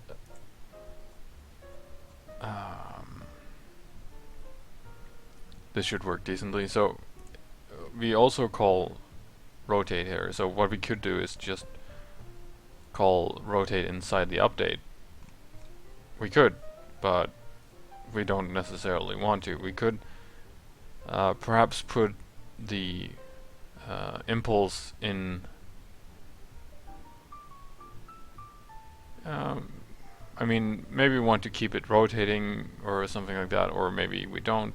Actually, I'm not sure yet. We'll just leave rotate alone, but we'll need to have the update being called at least. So every time we animate the ship, but before we rotate it, we should well, no, actually after, no, before. It's okay, doesn't really matter. I think spaceship update like that. Okay, so now we have done essentially nothing. It stays the same, right? But what we're gonna do now is to set its vector. So we're gonna send it off the screen, and we'll do that by manipulating our ship's vector by setting it to 1 like this. And now it should float off the screen. Goodbye, spaceship. Oh, how brave thou art, spaceship. And we could also send it off at a specific angle by just adjusting its vector a bit. So we can set this to 3, and it will head off downwards. We could moderately adjust this, and it will send it in another direction. So essentially our vector kind of works.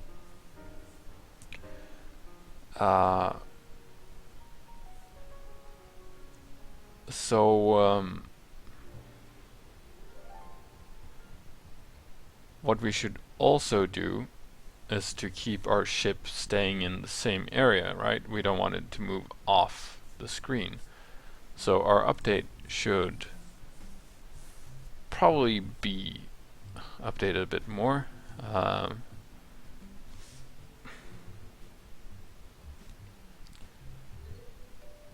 We could so in the update we're just assigning it the vector information right now. So what we could do instead is to assign it to be the same as pos x, like this, and we'll capture this in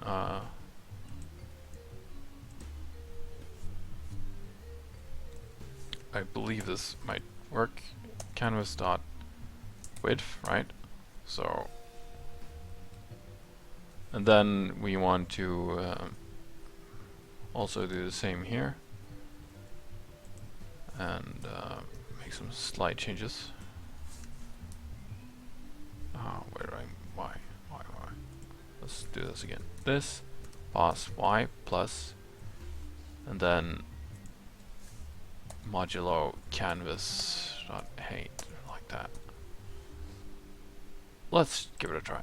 So it moves off, and hopefully now it should have its, yeah. Now it has its position reset.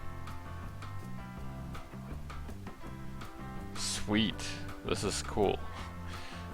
So essentially what we're doing now is that whenever it runs off screen, it will pop up on the other side. And we have some of our basics in place. I was gonna call it at 22:30 my times, which is like 13 minutes from now, but now I'm kind of satisfied, so I want to keep going. And, you know, unlock some new bugs.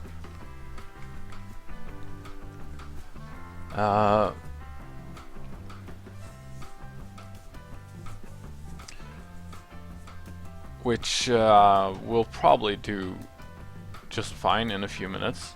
But let's give this stuff some input, right?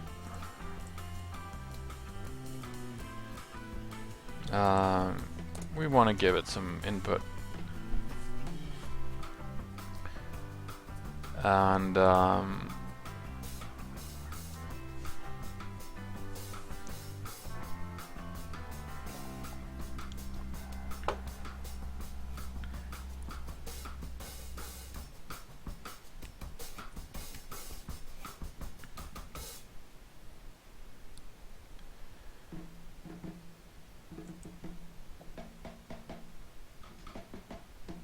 let's see.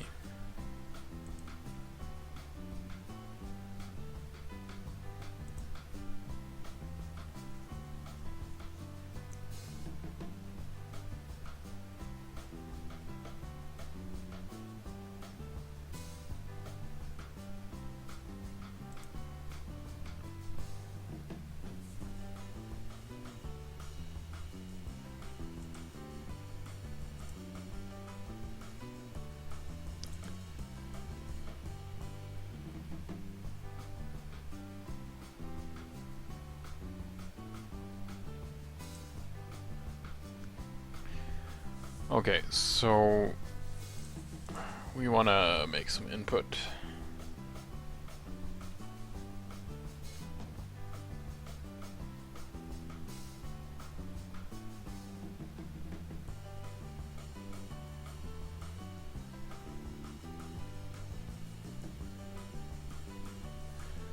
Let's head to the Java doc, not the Java docs. Oh my god. We want some input, right? So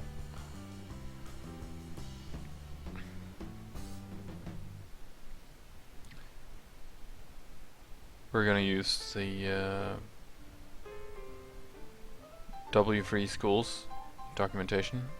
If I can just find our okay, so we got events.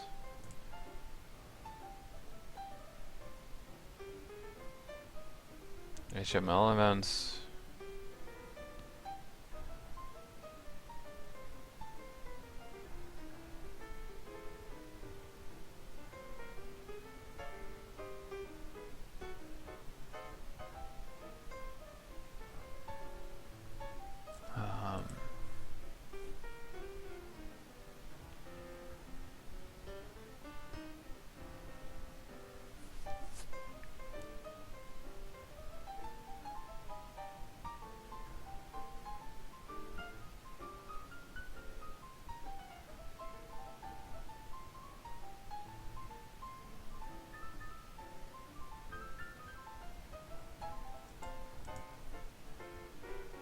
let's find some documentation.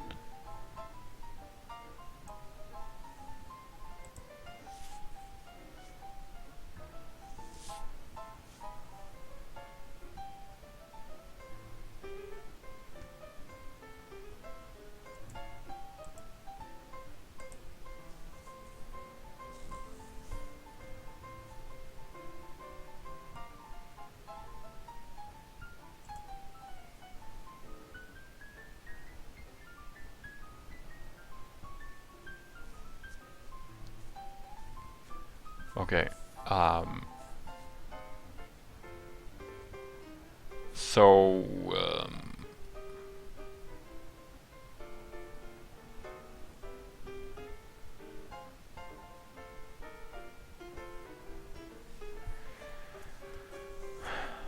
okay, I'm gonna try some stuff, and I haven't actually done this before, but we'll see how it works. So we're down at the canvas here, and we're gonna add another adjustment. We're gonna hand it on mouse move. So this will trigger whenever the mouse is over the canvas element. So we'll say mouse move an event like that, and we'll have to define this function as well. So function mouse move event, and then inside here we'll just for now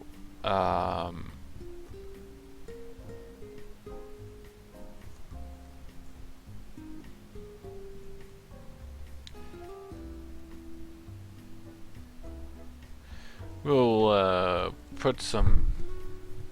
We'll make a little object actually. We'll have our event here, and maybe not call it event. Mouse event like that. Null like that, and then just shove the event into that one like that. So we could do some more input handling in that method, but not now. Let's just see if this works first before we're getting into get too much implementation done. So let's find our stroke text here.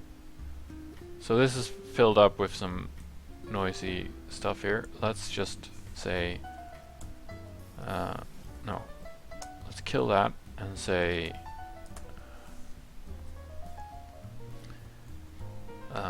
event dot, let's see, mouse position like that. That should actually be inside a quote there, and now we'll get then event dot client x, I guess, plus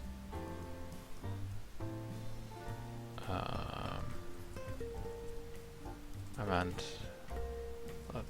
client. Is it capital? No, it's not. Client y. So we should remove that one. Okay, save. And we got an error. I'm pretty sure we got a console error.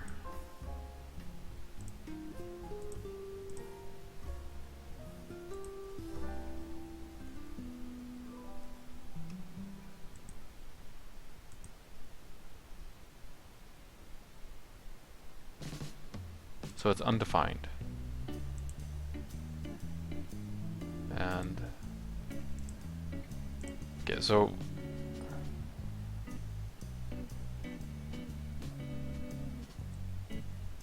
does that mean that the method is not called at all, or?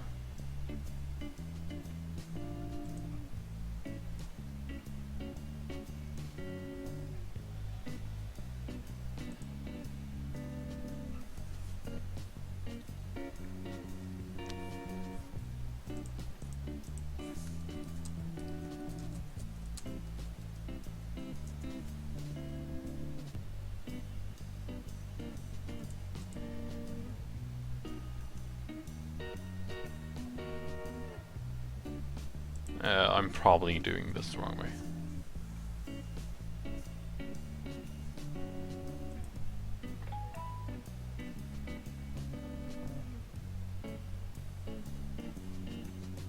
Yeah, pretty much.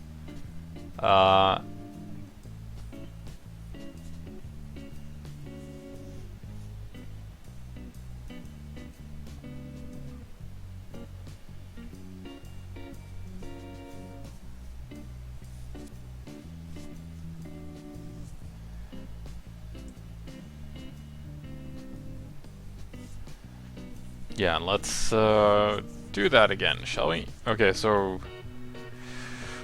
head down to this part, kill this piece of code, restore this, and we're getting probably some undefined stuff. So we're gonna comment that out like that and leave a small string like that, and that should restore us up to functional state. We can kill this part because we don't need it at all, and we'll save. And for God's sakes, we forgot to make some commits. That is something I should have done a long time ago. Stage all and say we have made a square that rotates nicely and moves about on the canvas. It's so cool. Okay, commit.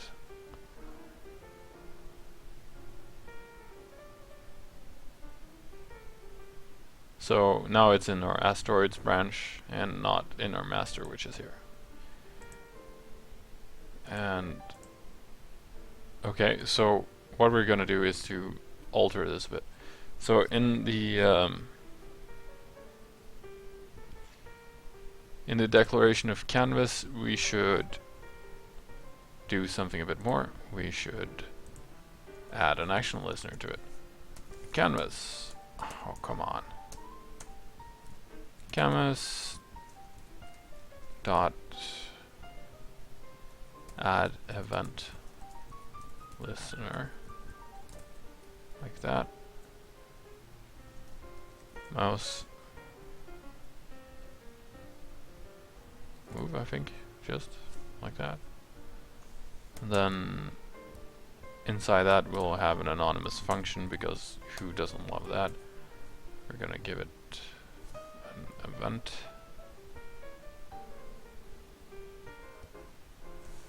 And we're gonna give it a body like that, I believe.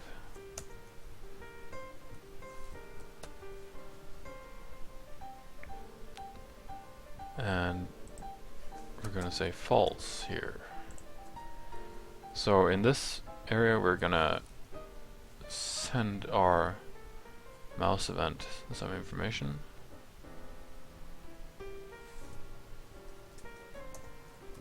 And that will be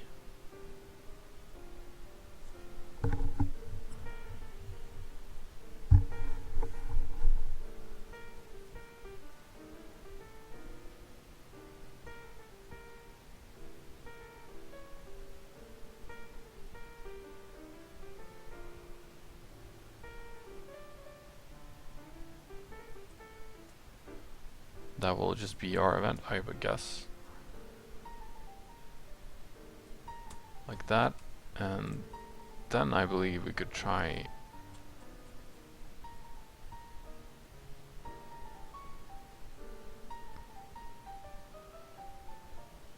so this is no longer in use.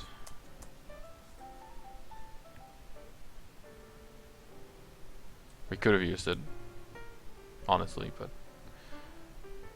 let's not. So again, just to make sure, client X, client Y, yeah.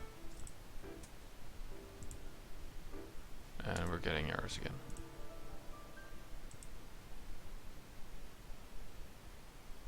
Of undefined.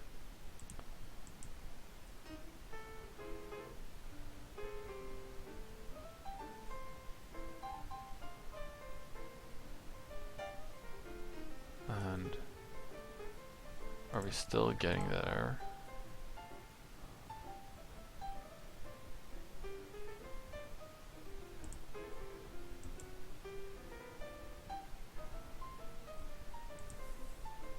It's on 108. So... Oh yeah, why did I call that event? It's not even called, it's called mouse event. What am I doing? Like that.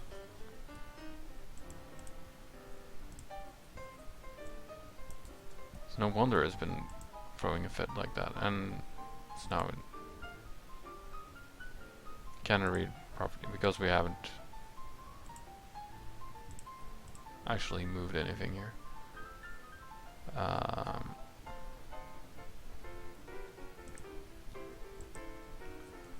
I'm guessing we can't get it to read events ahead of time. So we'll just have to make it in mouse event.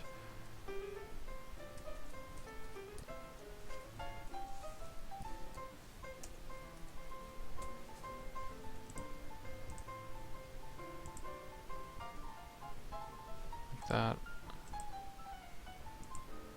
So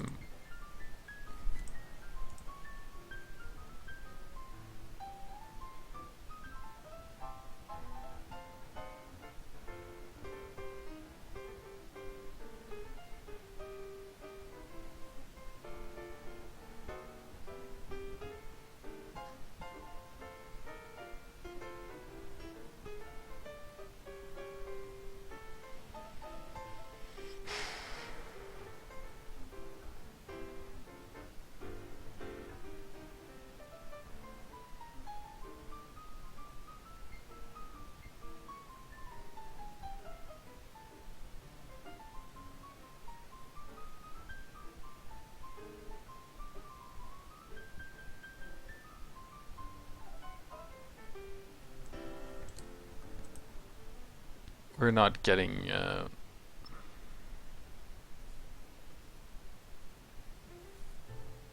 did I write something wrong? Yeah, I did.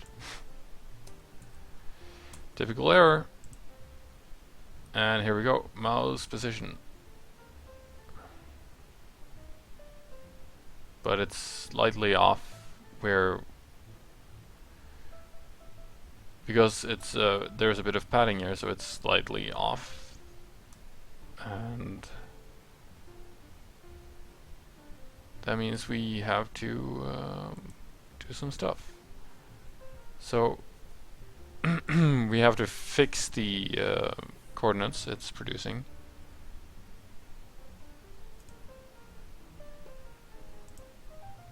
Slightly, because we wanted to show inside the canvas and not have this strange offset. So what we'll have to do is to actually make our method again.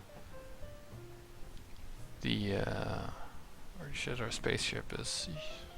Okay, let's not get too excited.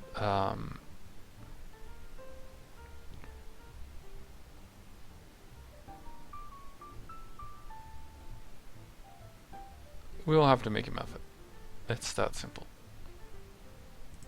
So function mouse update, and we'll just hand that one the event.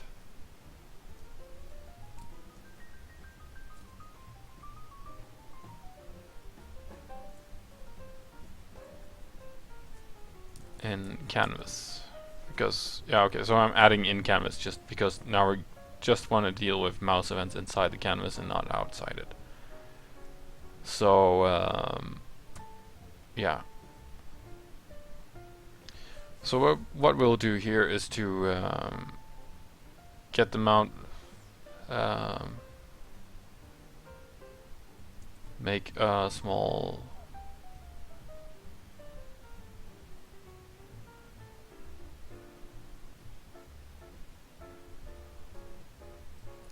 get a rectangle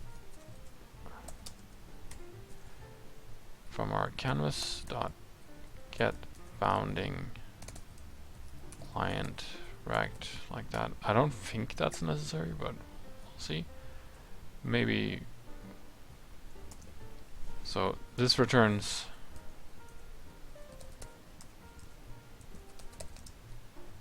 an object which is x, which is event.client x like that, minus rect dot left, and then y is our event client y minus rect dot top, like that. And our action listener should now, instead of just adding the mouse event, it should we'll just emulate this a bit. We'll call it client X like that, and because then our code will actually function again from the get-go. So it will do that, and we'll call, instead of mouse event like this, we'll actually just call our method here, which is insanely named, but never mind that. Where is it now? It's getting it's a lot of lines now. I should try to modulize it a bit. So we'll do this. Code still works, and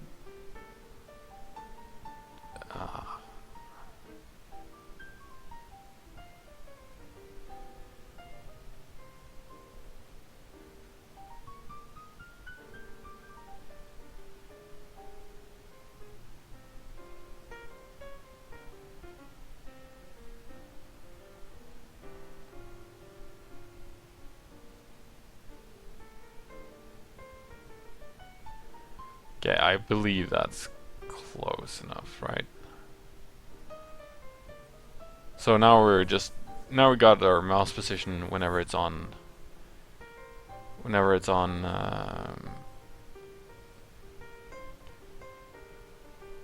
this location, or whenever it's on the canvas. So in the meantime, let's kill the movement. So now it's just rotating like this. And what we'll want to do now is to make it rotate towards wherever the mouse is. And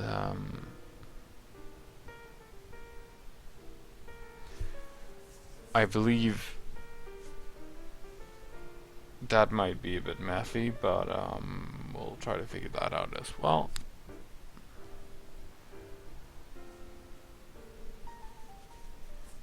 So we have our mouse event, so we can actually just rotate it according to wherever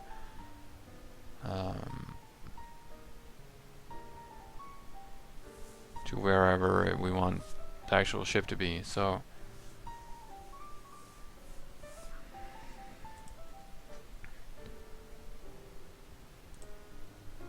okay, so let's just kill our rotation as well.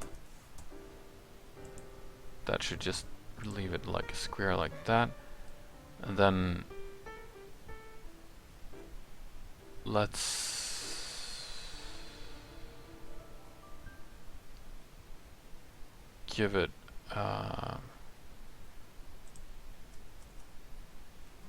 let's give the spaceship a rotation of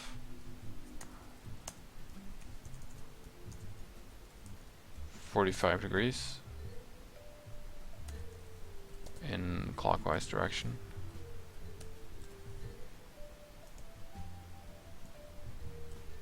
Okay, what about 90 then?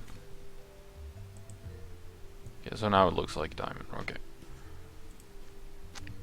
So now we want it to rotate when ever it wherever in the direction of wherever the mouse is. So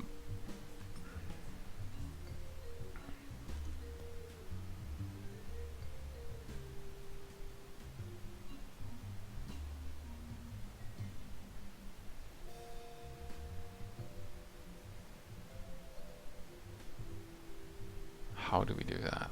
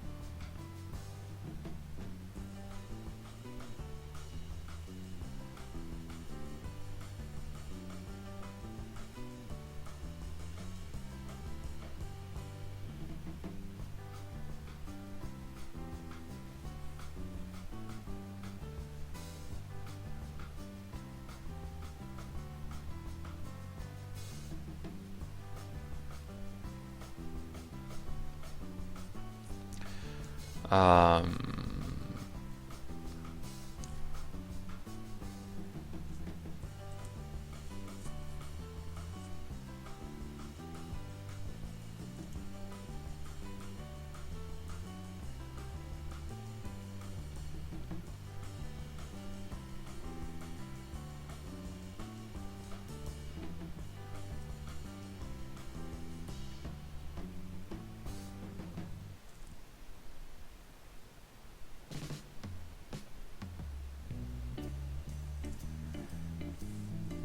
okay, so let's have a bit of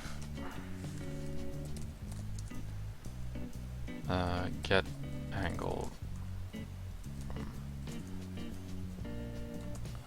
get radians from mouse like that, and since everything is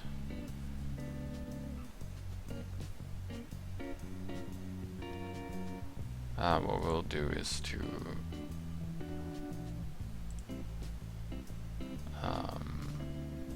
have radians. This will return a radians, so we'll store that up in the animate function. But here we will get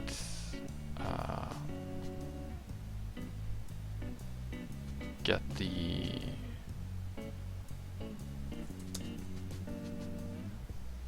var delta x change in x equals mouse event dot client x minus the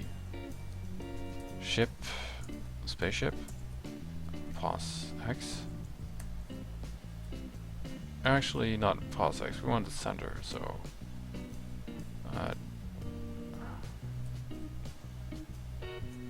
get center and then x, and var dy change in y mouse event client y minus this and y.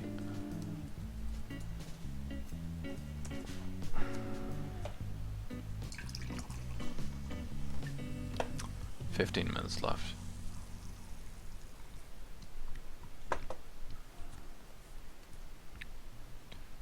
Okay, var radians equals math dot a10 2, and then we'll just give it dy dx.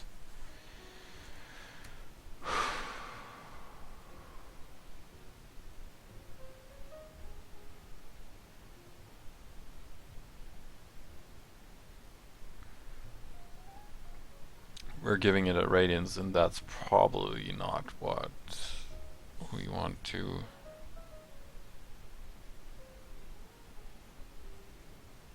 do for a spaceship.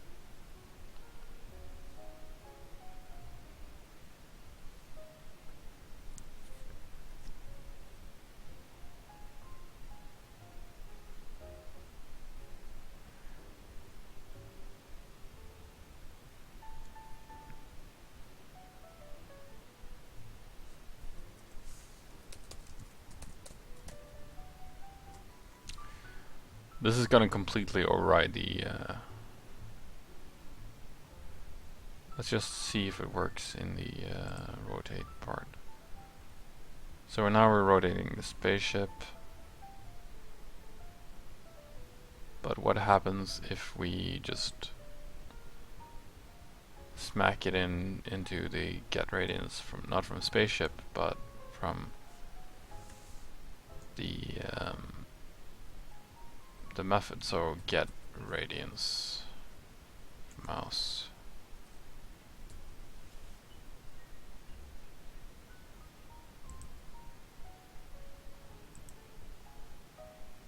Nothing.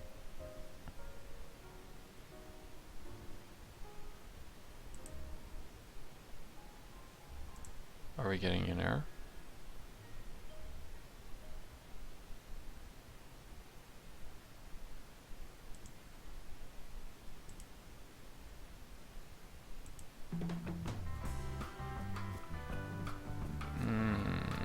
It's getting an error.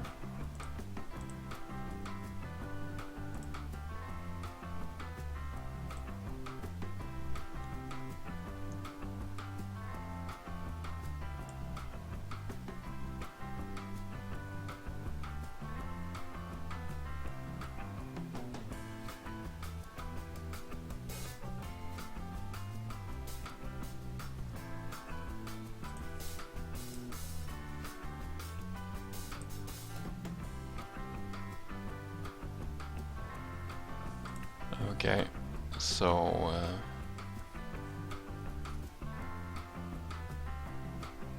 this deals with this is because of the mouse event thing. So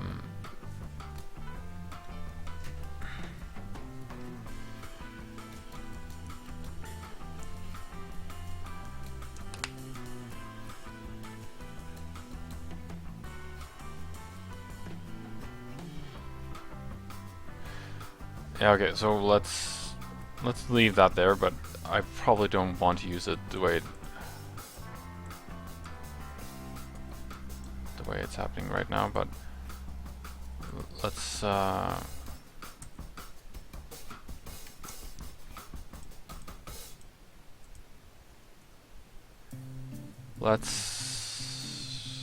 make another function, I guess. And that should be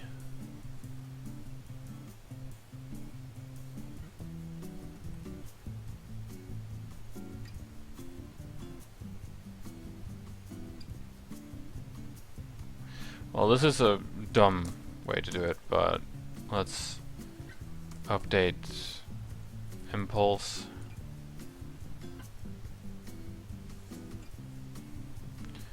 And we'll just comment this out because it threw errors. And this one will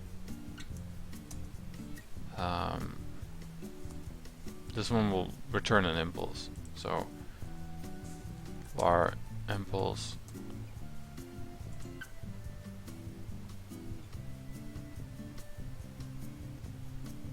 we can actually just update this here. So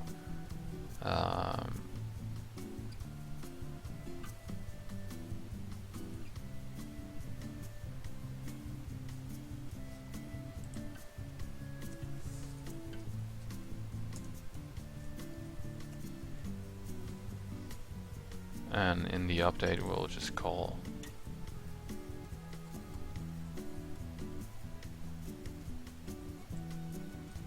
actually this should be in the spaceship, yeah.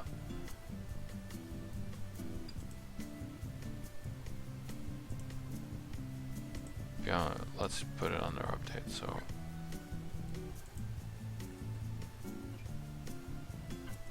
instead of doing it like that, we should call it like this. And update impulse, and impulse should, our variable here should, the update function should update impulse. This impulse equals update impulse, like that. And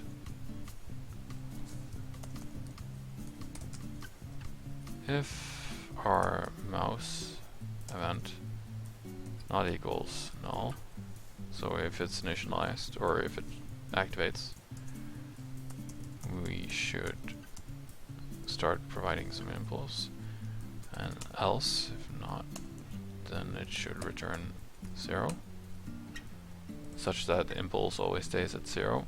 And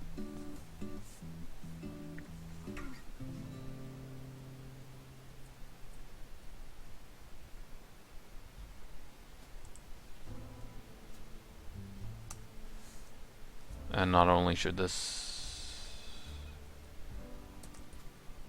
one should call rotate and take the this impulse as one argument, and let's just say, oh my god, okay, this suddenly got a bit more complicated. So let's make impulse an object and say actual impulse to be a number and direction to be true. So this is a boolean, and update impulse should then return an object which should be then actual impulse 0, and then also direction true.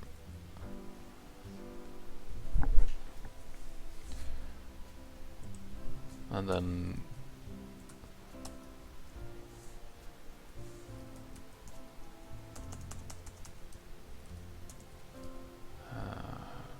direction like that.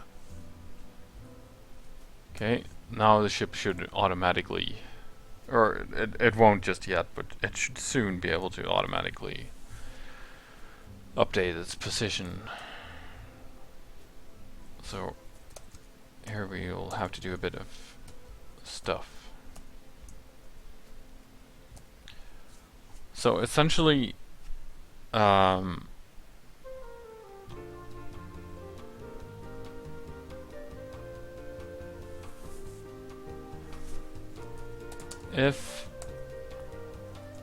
so what we want is our direction, we'll set it to false for now, but if mouse event dot client x, so the direction should in either case be if it's less than the spaceship dot position x. So if it's on the left side of the ship, it obviously should head in the left direction, so in which case you won't do that much. Don't change direction, because by default it's set to false. Right?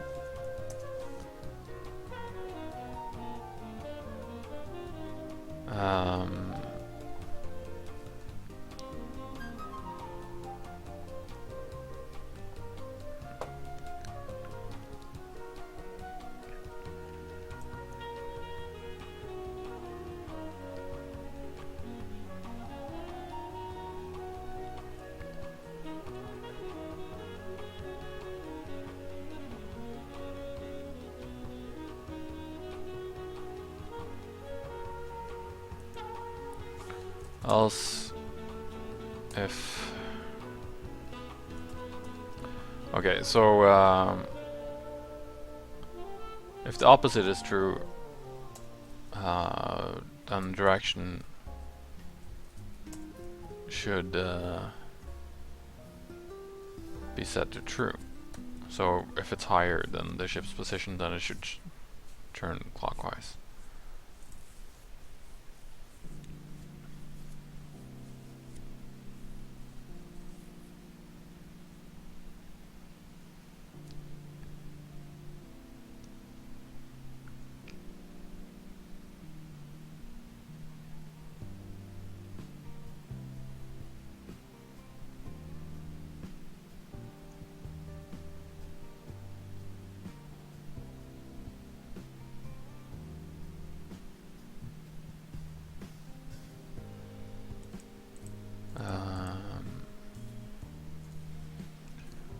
Yeah, so then we have that bit sorted out, and then I don't know if this is the best way of doing it, but we'll see. And if mouse event client Y,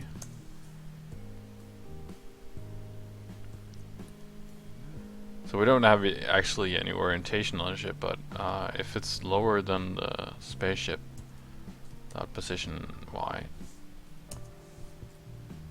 then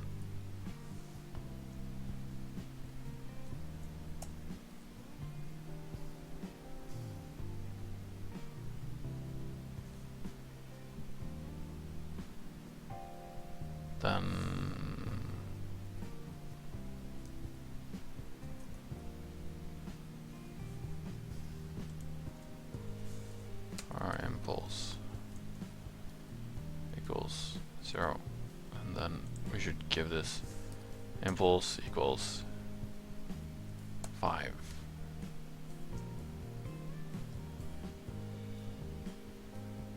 Actually, we can just give it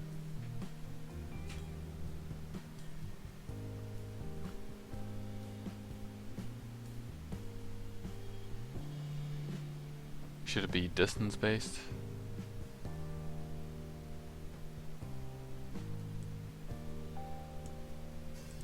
Yeah, because that's probably a stupid idea. So let's do that. It should be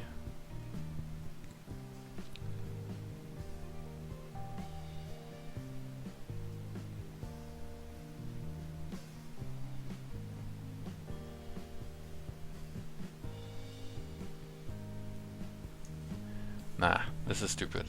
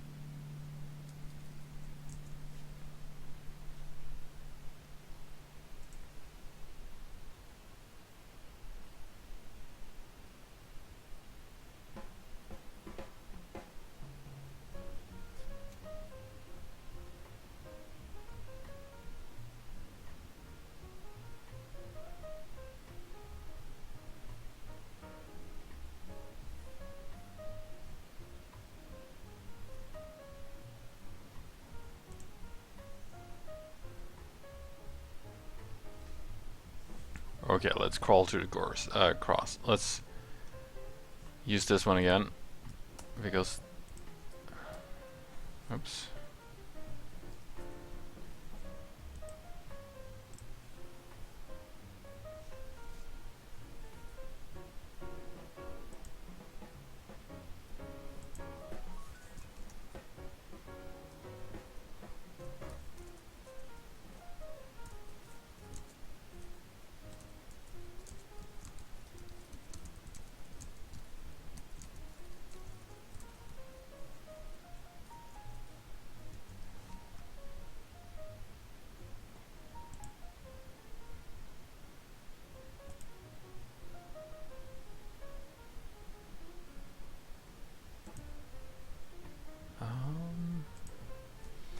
Focus, focus. Oh, it's 11 already.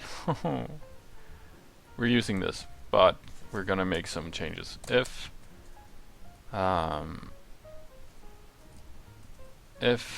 mouse event null, if it's not null, then all of this will happen.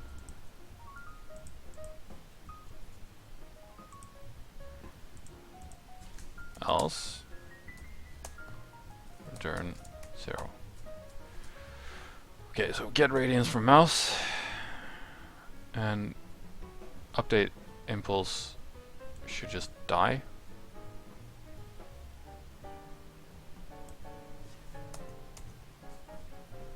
And this bit should die as well because it's a waste. And our get radians should now return radians field, which just starts at 0, and we're not gonna call this anymore.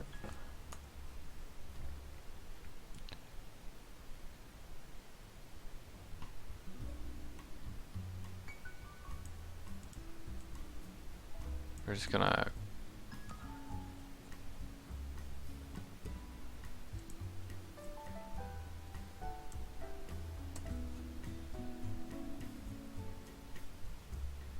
get radians. Then we're gonna have update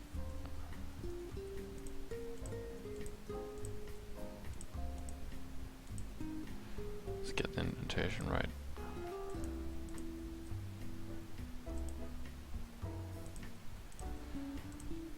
Like that, and this has to be moved here, like that. Get radians from mouse. This will be called here, so radians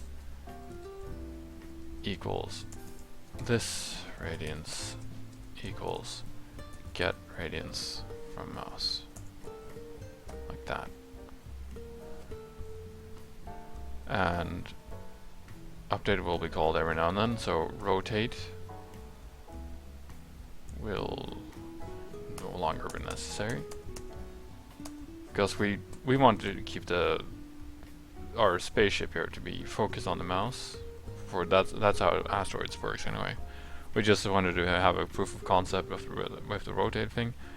We're gonna kill this entire function now, and get radians is just gonna return radians like that because we only want to feed the radians to removing angle as well. We only want to feed radians to our rotate function to our rotate, yeah. So I believe now we have an error, I believe. Inspect. What have I done? What syntax bug have I left in? Unexpected identifier.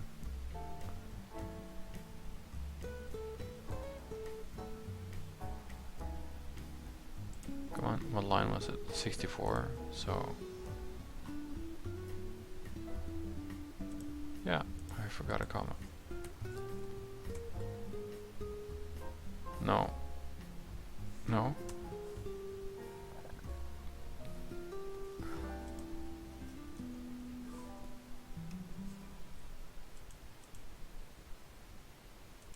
Yeah, I forgot a comma.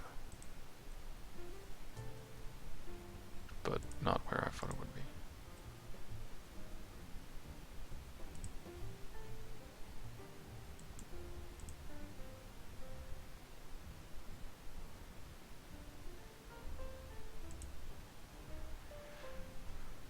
$105.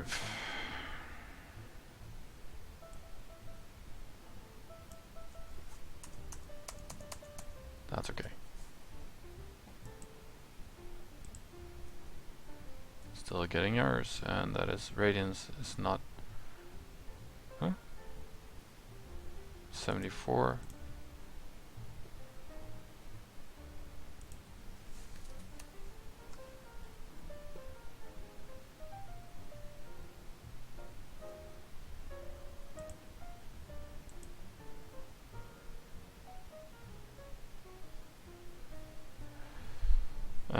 not getting any.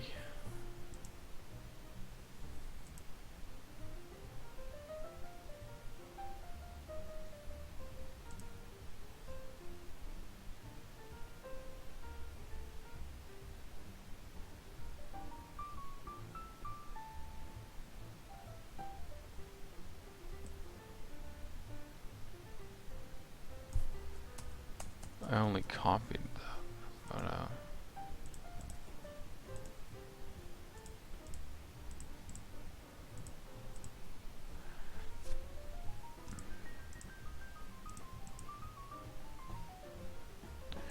okay, so does that mean that our ship rotation here,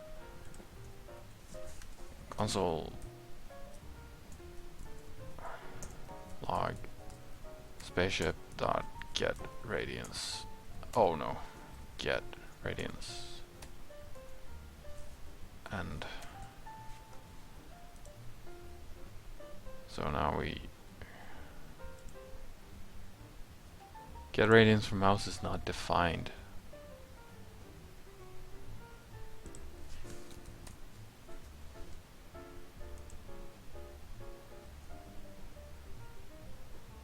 Not a number.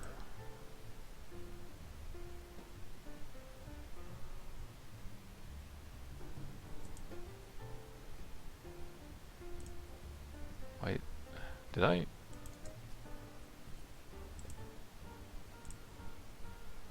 So we're feeding it not a number for some reason.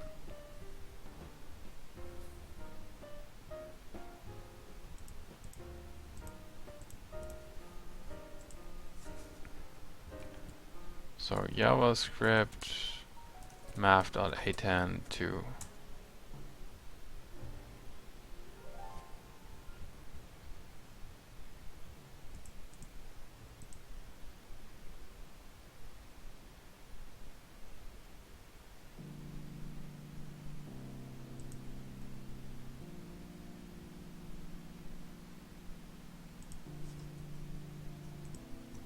so is it either of, let's console log numbers dx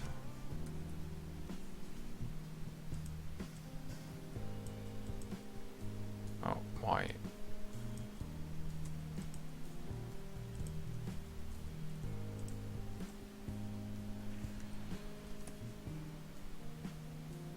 So this should be dx plus dy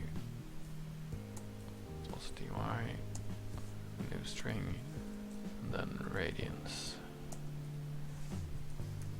should be plus radians. Okay, and let's kill this one and update.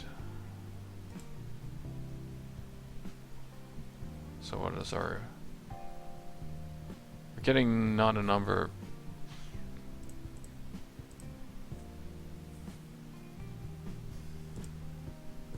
These are not turning into numbers, apparently.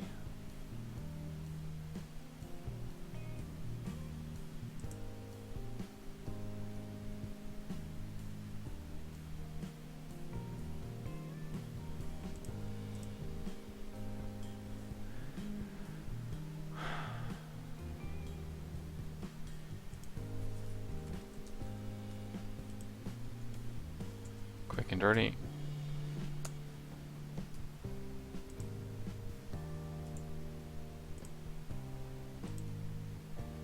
Still getting not a number.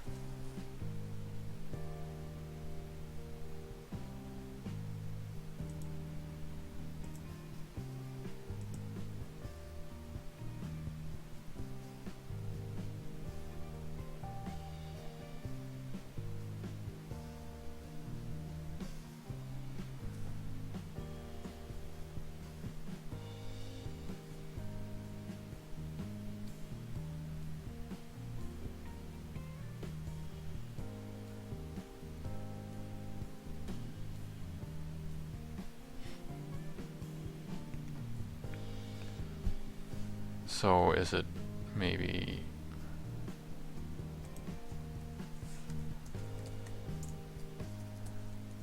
Is there something wrong with our spaceship?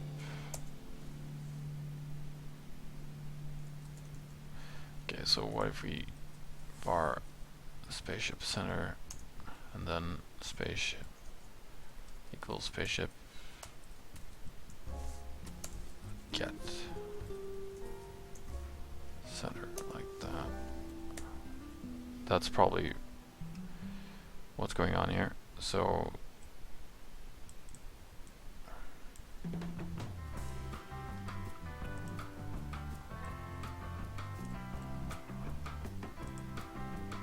there we go.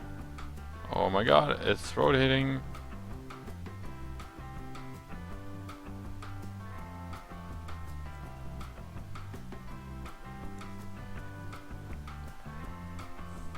Okay, so we have it rotating after the ship, or after the mouse I mean. Now let's add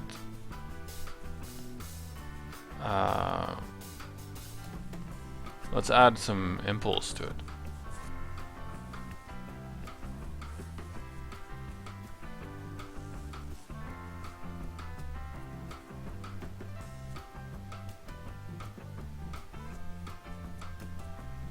So let's get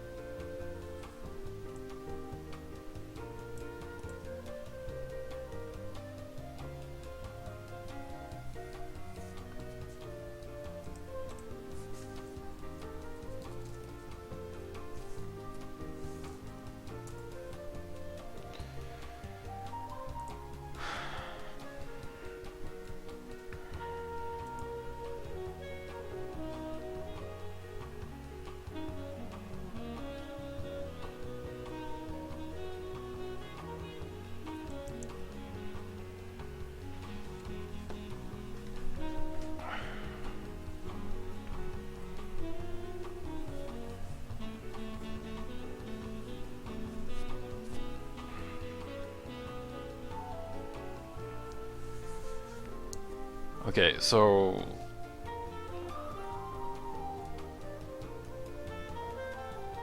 let's do some more stuff.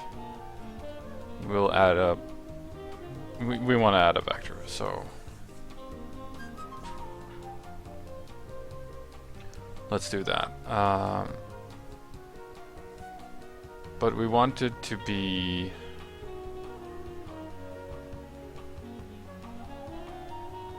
in the direction of the mouse, so but not at the, we want to add a vector, but not, which is something that is like insanely let's say a max speed of some sort, I guess. Yeah, I think we'll just use a modulo again. We're having heavy on the modulo. So unload. No, not unload. We're just having a. The code is getting a bit less oversightful. Okay, page loaded. So here, let's add another listener, but this time on window. Add event listener, and I want you to be key down.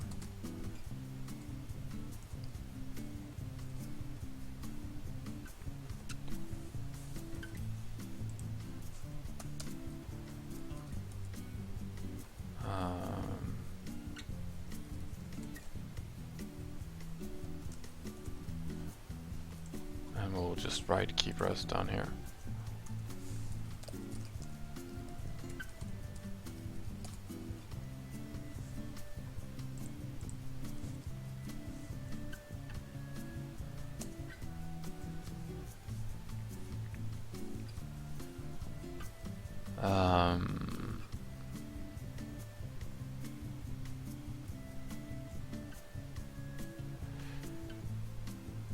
Let's figure out something else. ASCII key code for W.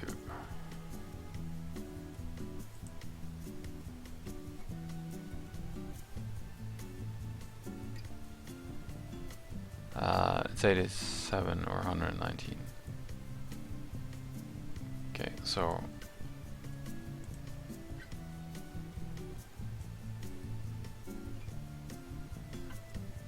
whenever this is pressed, update, we want to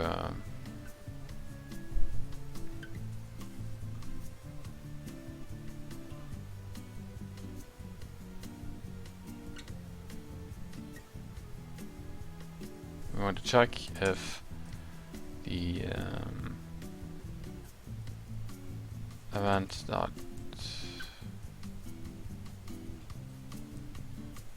key code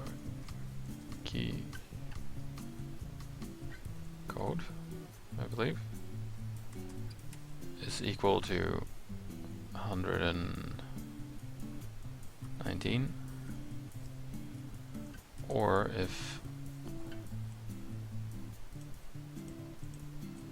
it's equal to 87, so capital W, if we have caps down for any reason. We want to update the vector of the spaceship, so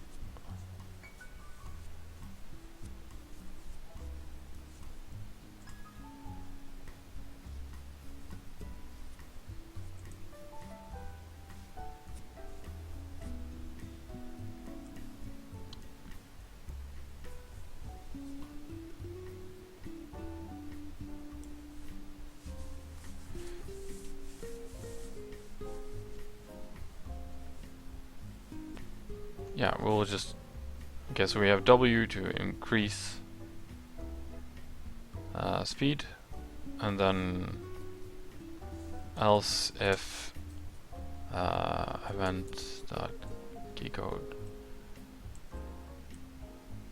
if it's equal to S, so either 115 or, which is at 83, we'll do something as well.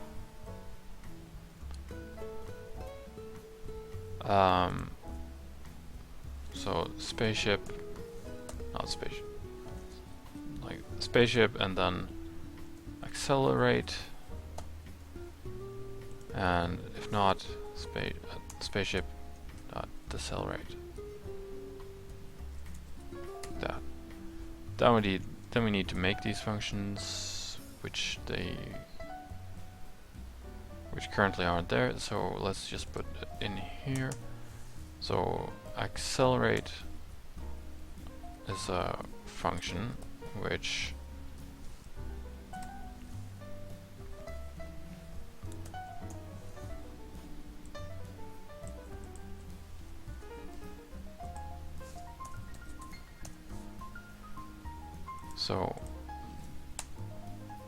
we should, I guess we should have speed, max speed or something as well. It's in space, I know, but come on. Top speed, let's say 15. And what we'll do then is to make a change in speed, dx.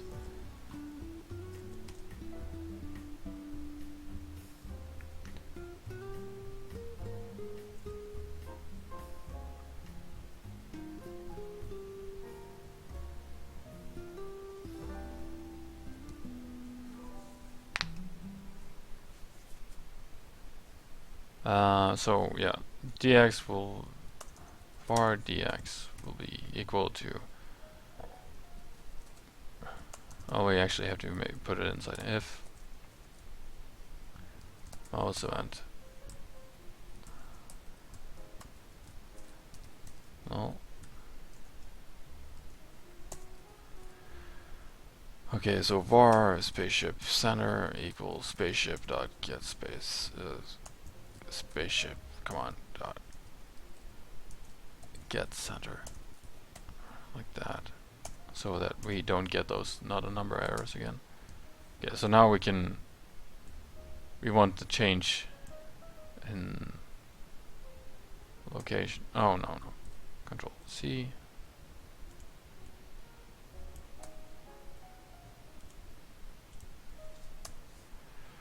Okay, so those zeros should be removed because we don't need them. It didn't make an impact anyway. Should kill this console log. So instead of getting the direction, now we're just gonna have the change in speed. So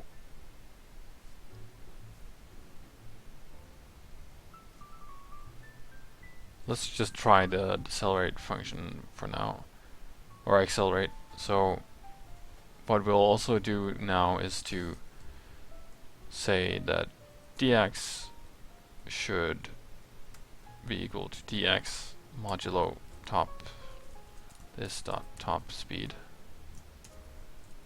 and dy should also be dy modulo this top speed as well. So now if we increase its speed, then it should do nothing. It should get some vector increase, but not a lot. So then we change this vector to x.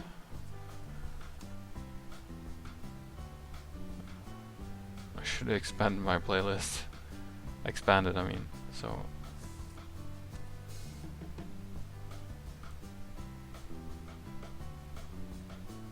that should be now dx, and this dot vector 2 dot y should be dy, like that. Okay, let's give it a go.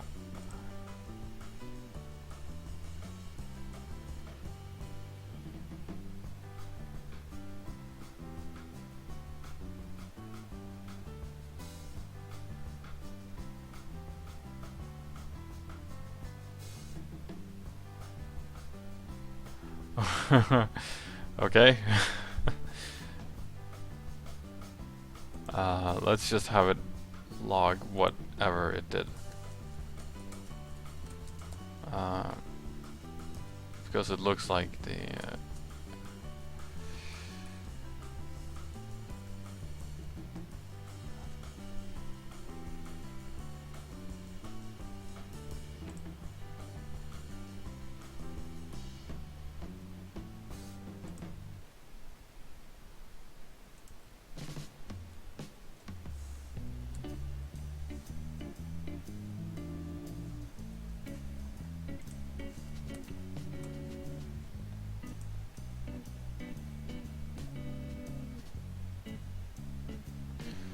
so,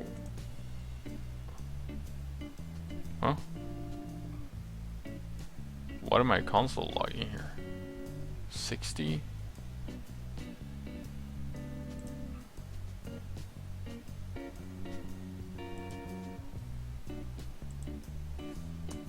No thanks. Let's do it again.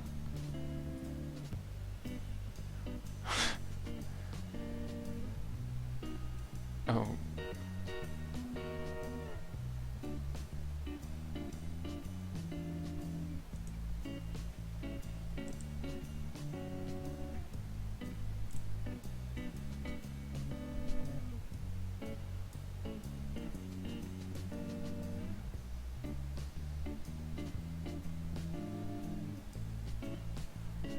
Okay, where did our ship go? Let's... Oh, there we are.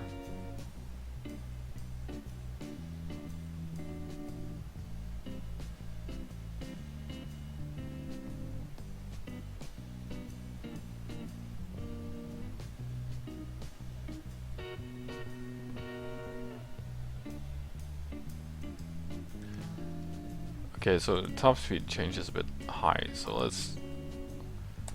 I think 5 should be...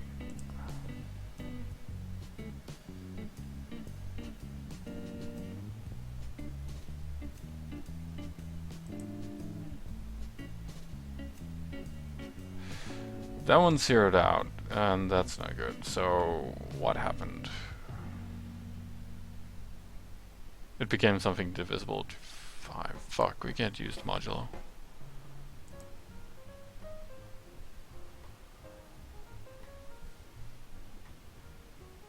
Okay, let's just divide it by top speed then.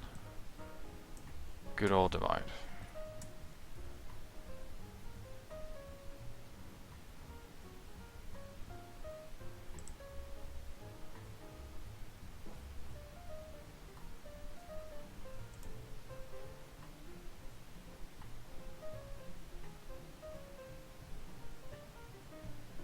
So now it just keeps on moving in the wrong direction.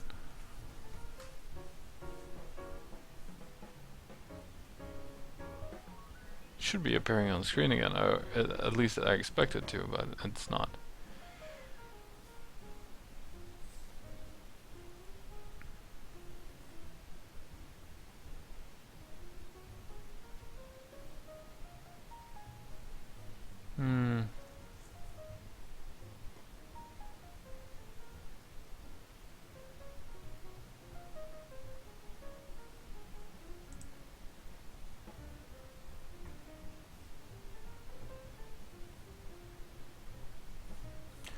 Maybe divide won't be the best solution either. So,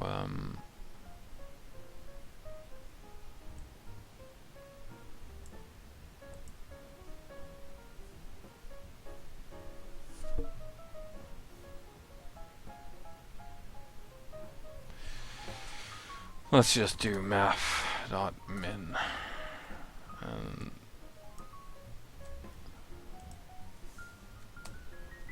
take whichever is lowest. Math.min.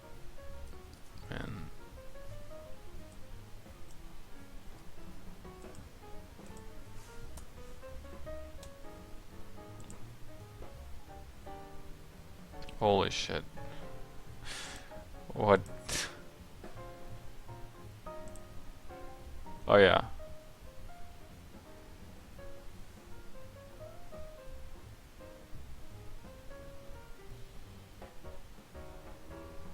So we're giving it insane top speed. Okay.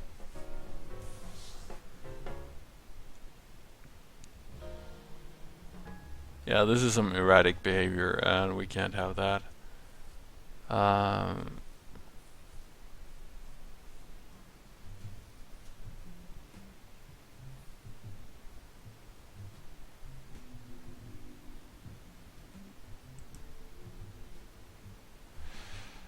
Let's just...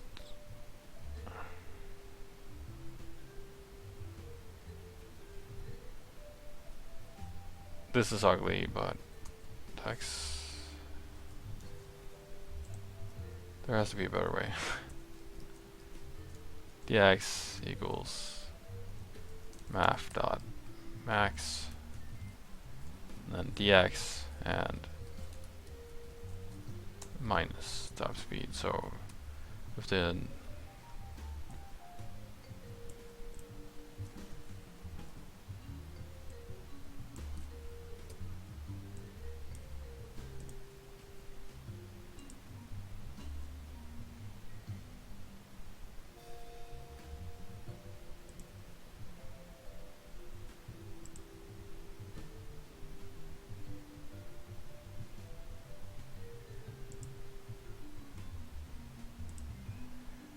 and we could stop the We don't have any division going on now, right?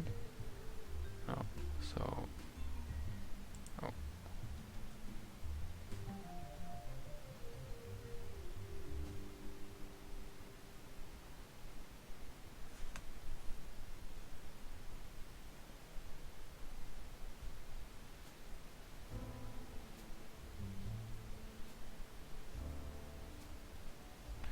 But why does it disappear? That's another bug.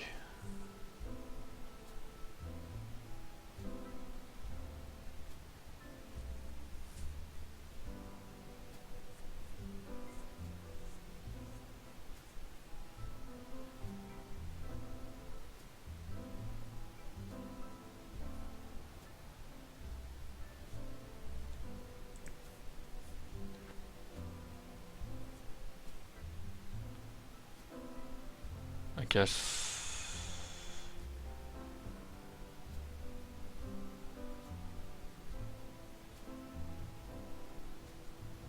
on our page loaded we should set another interval. Set interval and console log spaceship. So no, not center. God damn it. Sorry about that. So every 3 seconds we get the spaceship stats as well.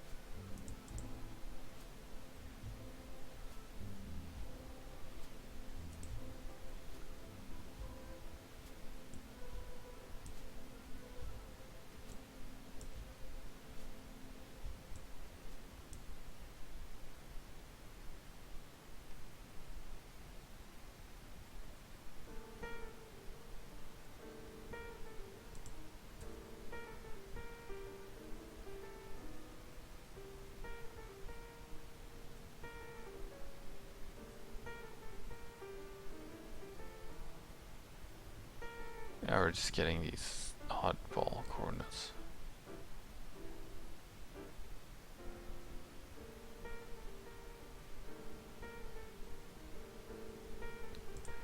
Okay, screw that. Let's just have a bit of fun. So, update.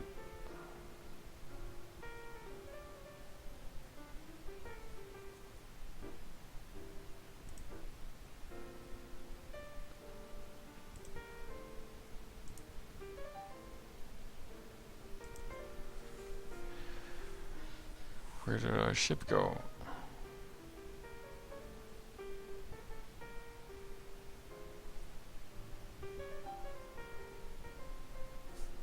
Oh, I forgot I killed the console.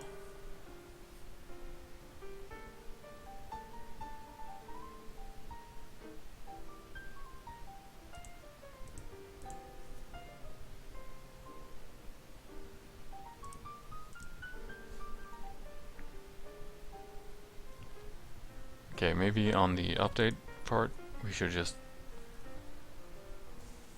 reduce the speed of both. This will be less space by the minute, but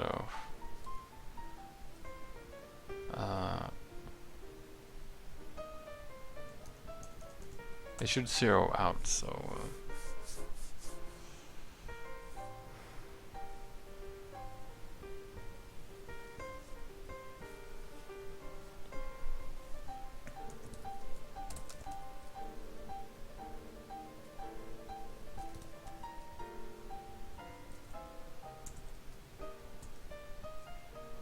effect rax is lower than 0,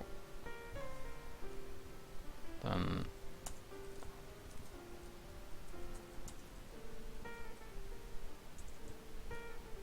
increase it.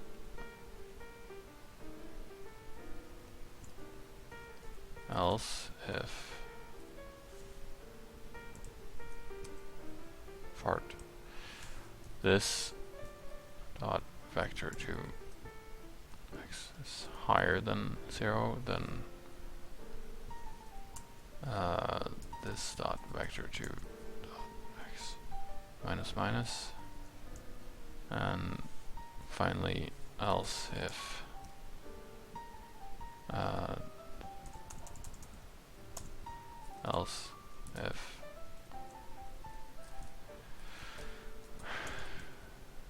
x is equal to 0, just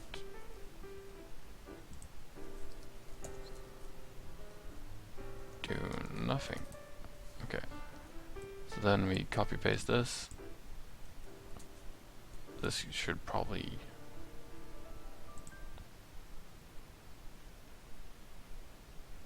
so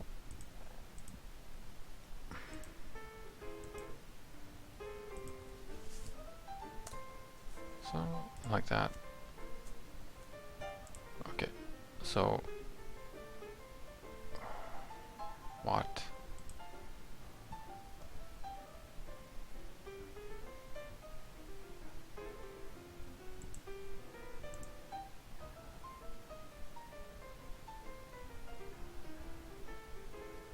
Huh.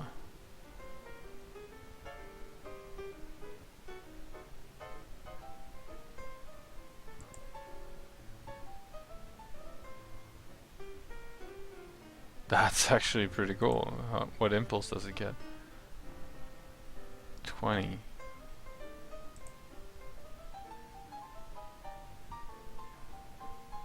Oh. Okay.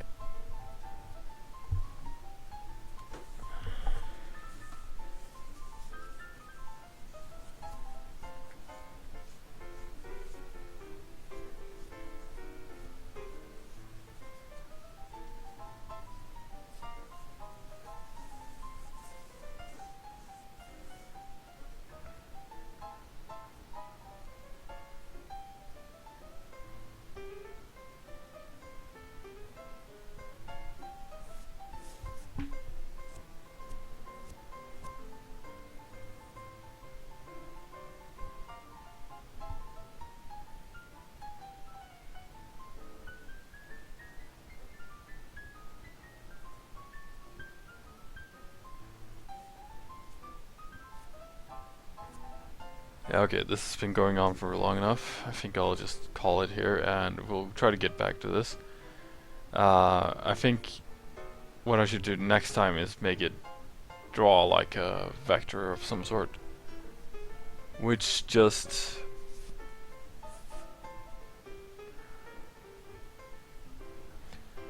maybe just draw a line which kind of points in the direction it's heading, and then see if I can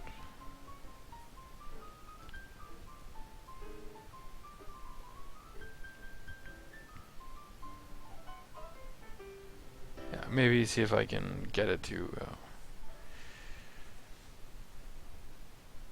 in general it should just increase its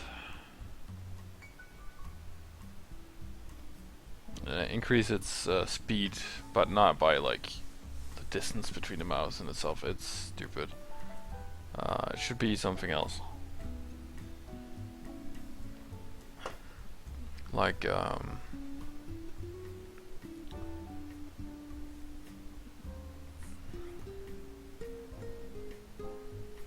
maybe just where the mouse is in relative to its own position. So well, we can make it really simple. We could make it like I thought I was gonna not be doing this, but whatever. Let's do it. Okay, so we're not gonna do this bit. We're gonna go back to the accelerate code, and we're gonna see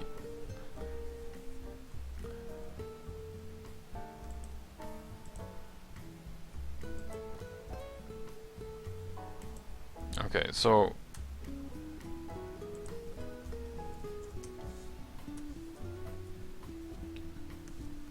if delta x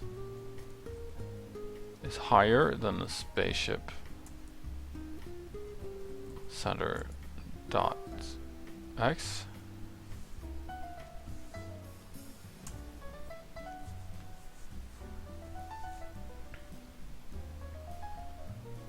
then that means the mouse is on the right side of the ship.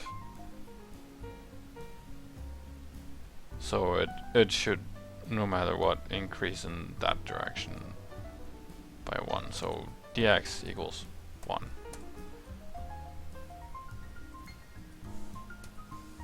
Else, if dx is less than spaceship center dot x,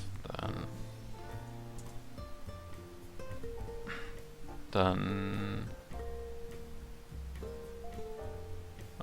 dx should be -1. Okay, so similarly, and this one should always just plus equals, not replace itself. And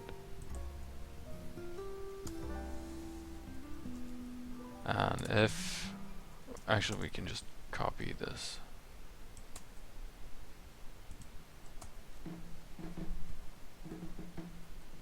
Why?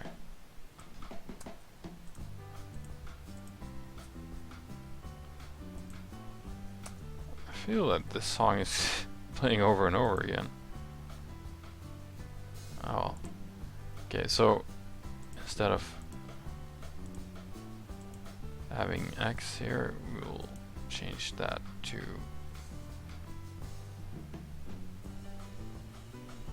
this. Feels odd, I'm missing x, right? To y. Okay. Let's try this again. So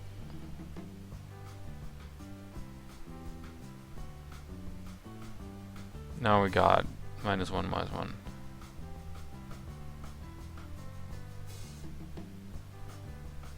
And it doesn't return on screen for some reason.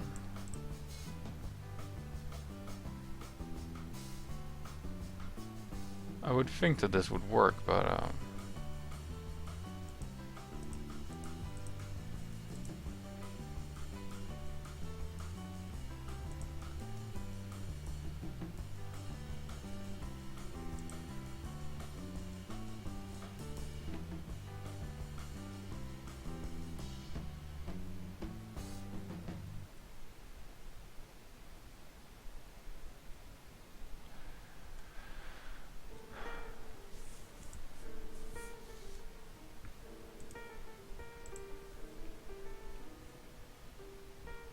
yeah, this needs to be more.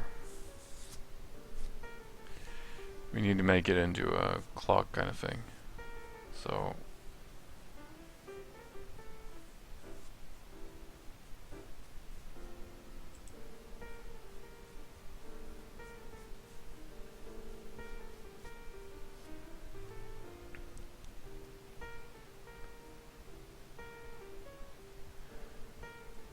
okay. Let's move this up here, like that. Let's have a if-else structure that accounts for. So, if delta x is higher than x, and delta y is higher than spaceship center dot y, then that should mean that the mouse is in this area and it should have a diagonal movement. So dy is also equal to 1. However, else if delta x is lower than x, but dy is still higher than spaceship center dot y,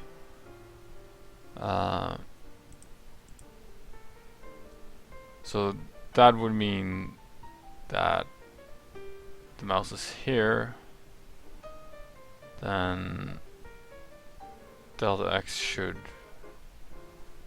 be that, but delta y should still be 1. like that. Okay, so else if we want this one here, so else if delta x is lower than spaceship center x and dy is also lower than spaceship center dot y, then this means that dx is that should put it here. So that means that dx should be -1 and dy should be also -1. So I forgot a assignment there. Like that. Else if... Okay, so I've covered almost all the cases here. Dx higher than the spaceship center dot x. However, if dy is higher than... I haven't covered this one, right? No. Spaceship center dot y. So if...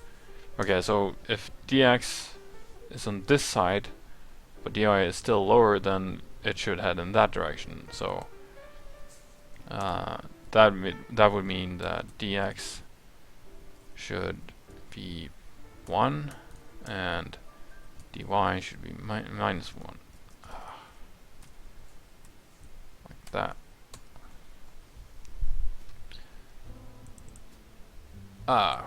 Let's do a slight change there. Okay, so the code is a bit more complex now. Did I just inverse this?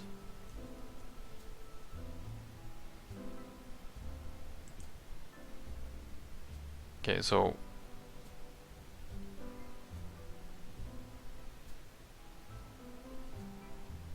x should be higher than spaceship center, but y should be lower.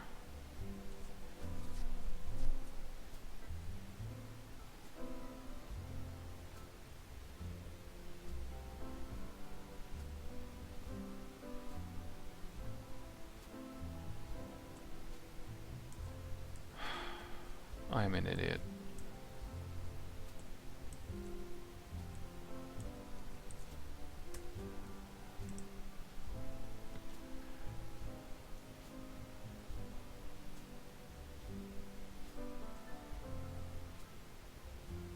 Still something wrong. So this one is here now. So y is lower than the spaceship center.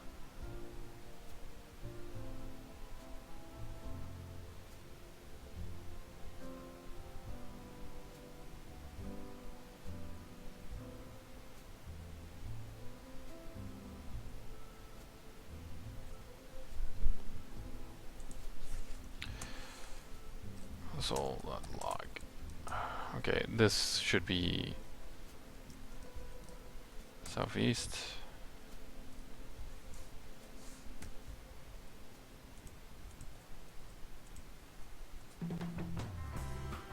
This should be southwest.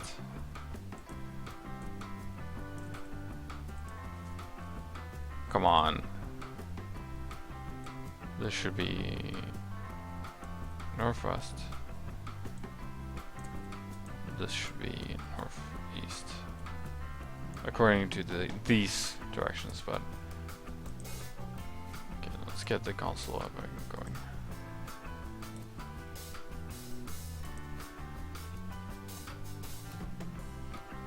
Northwest triggered, but we should have had northeast. So northwest is x is lower than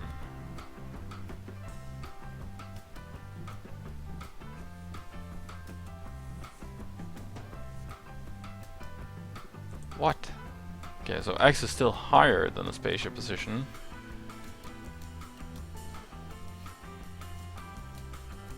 And y is lower than the spaceship center. So why did it get northwest again?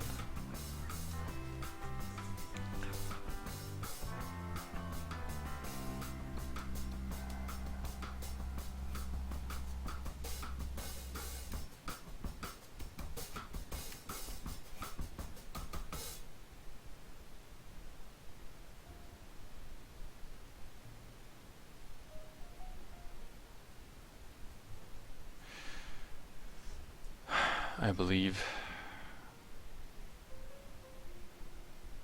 the DX is causing the problem now. Let's just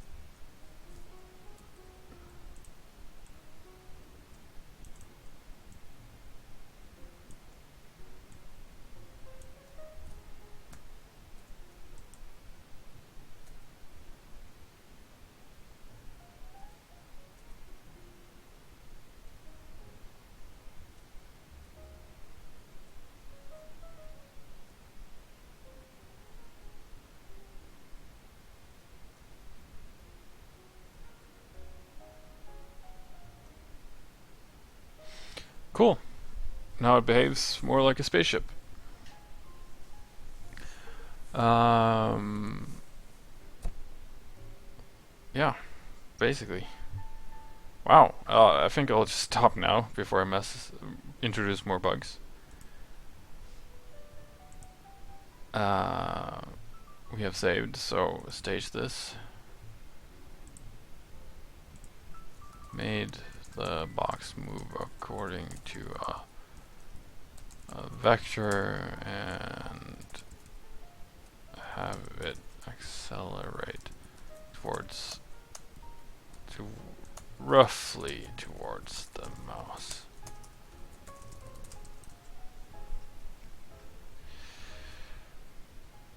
And commit.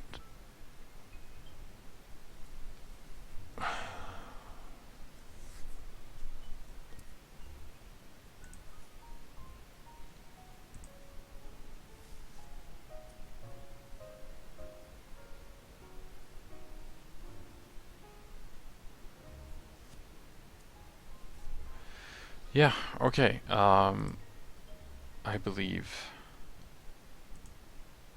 that is it now. For the one person who might be me who has been watching all day, thanks for watching. I'll call it now and just do other stuff for a bit and go to bed. But essentially we'll pick up the code after this and get this thing to shoot and stuff like that, and we'll try to add asteroids and stuff. I just have to touch this a bit.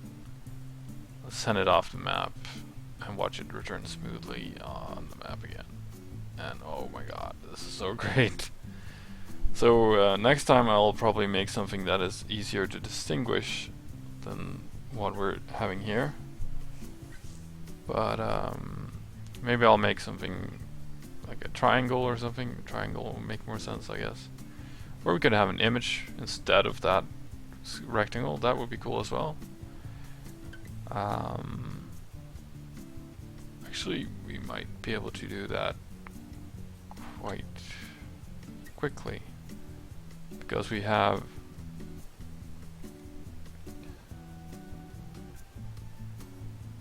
we could use our crystal, I guess. Too bad we kind of kill the code for the animation bit. Let's see if we can we collect? Okay, this is much better. Do we still have the image stuff? No. Actually, we can bring back the crystal animation and have that be your kind of spaceship thing, and we'll see what we can do about that. Tomorrow I might be able to have another stream, and we'll try to make that asteroid thing move. Yeah, we'll see what we'll be able to do. In the meantime, thanks for watching, and yeah, I'm so happy now. This is it's a kind of giddy feeling. It's great. So yeah, thanks for watching, and good night and everything.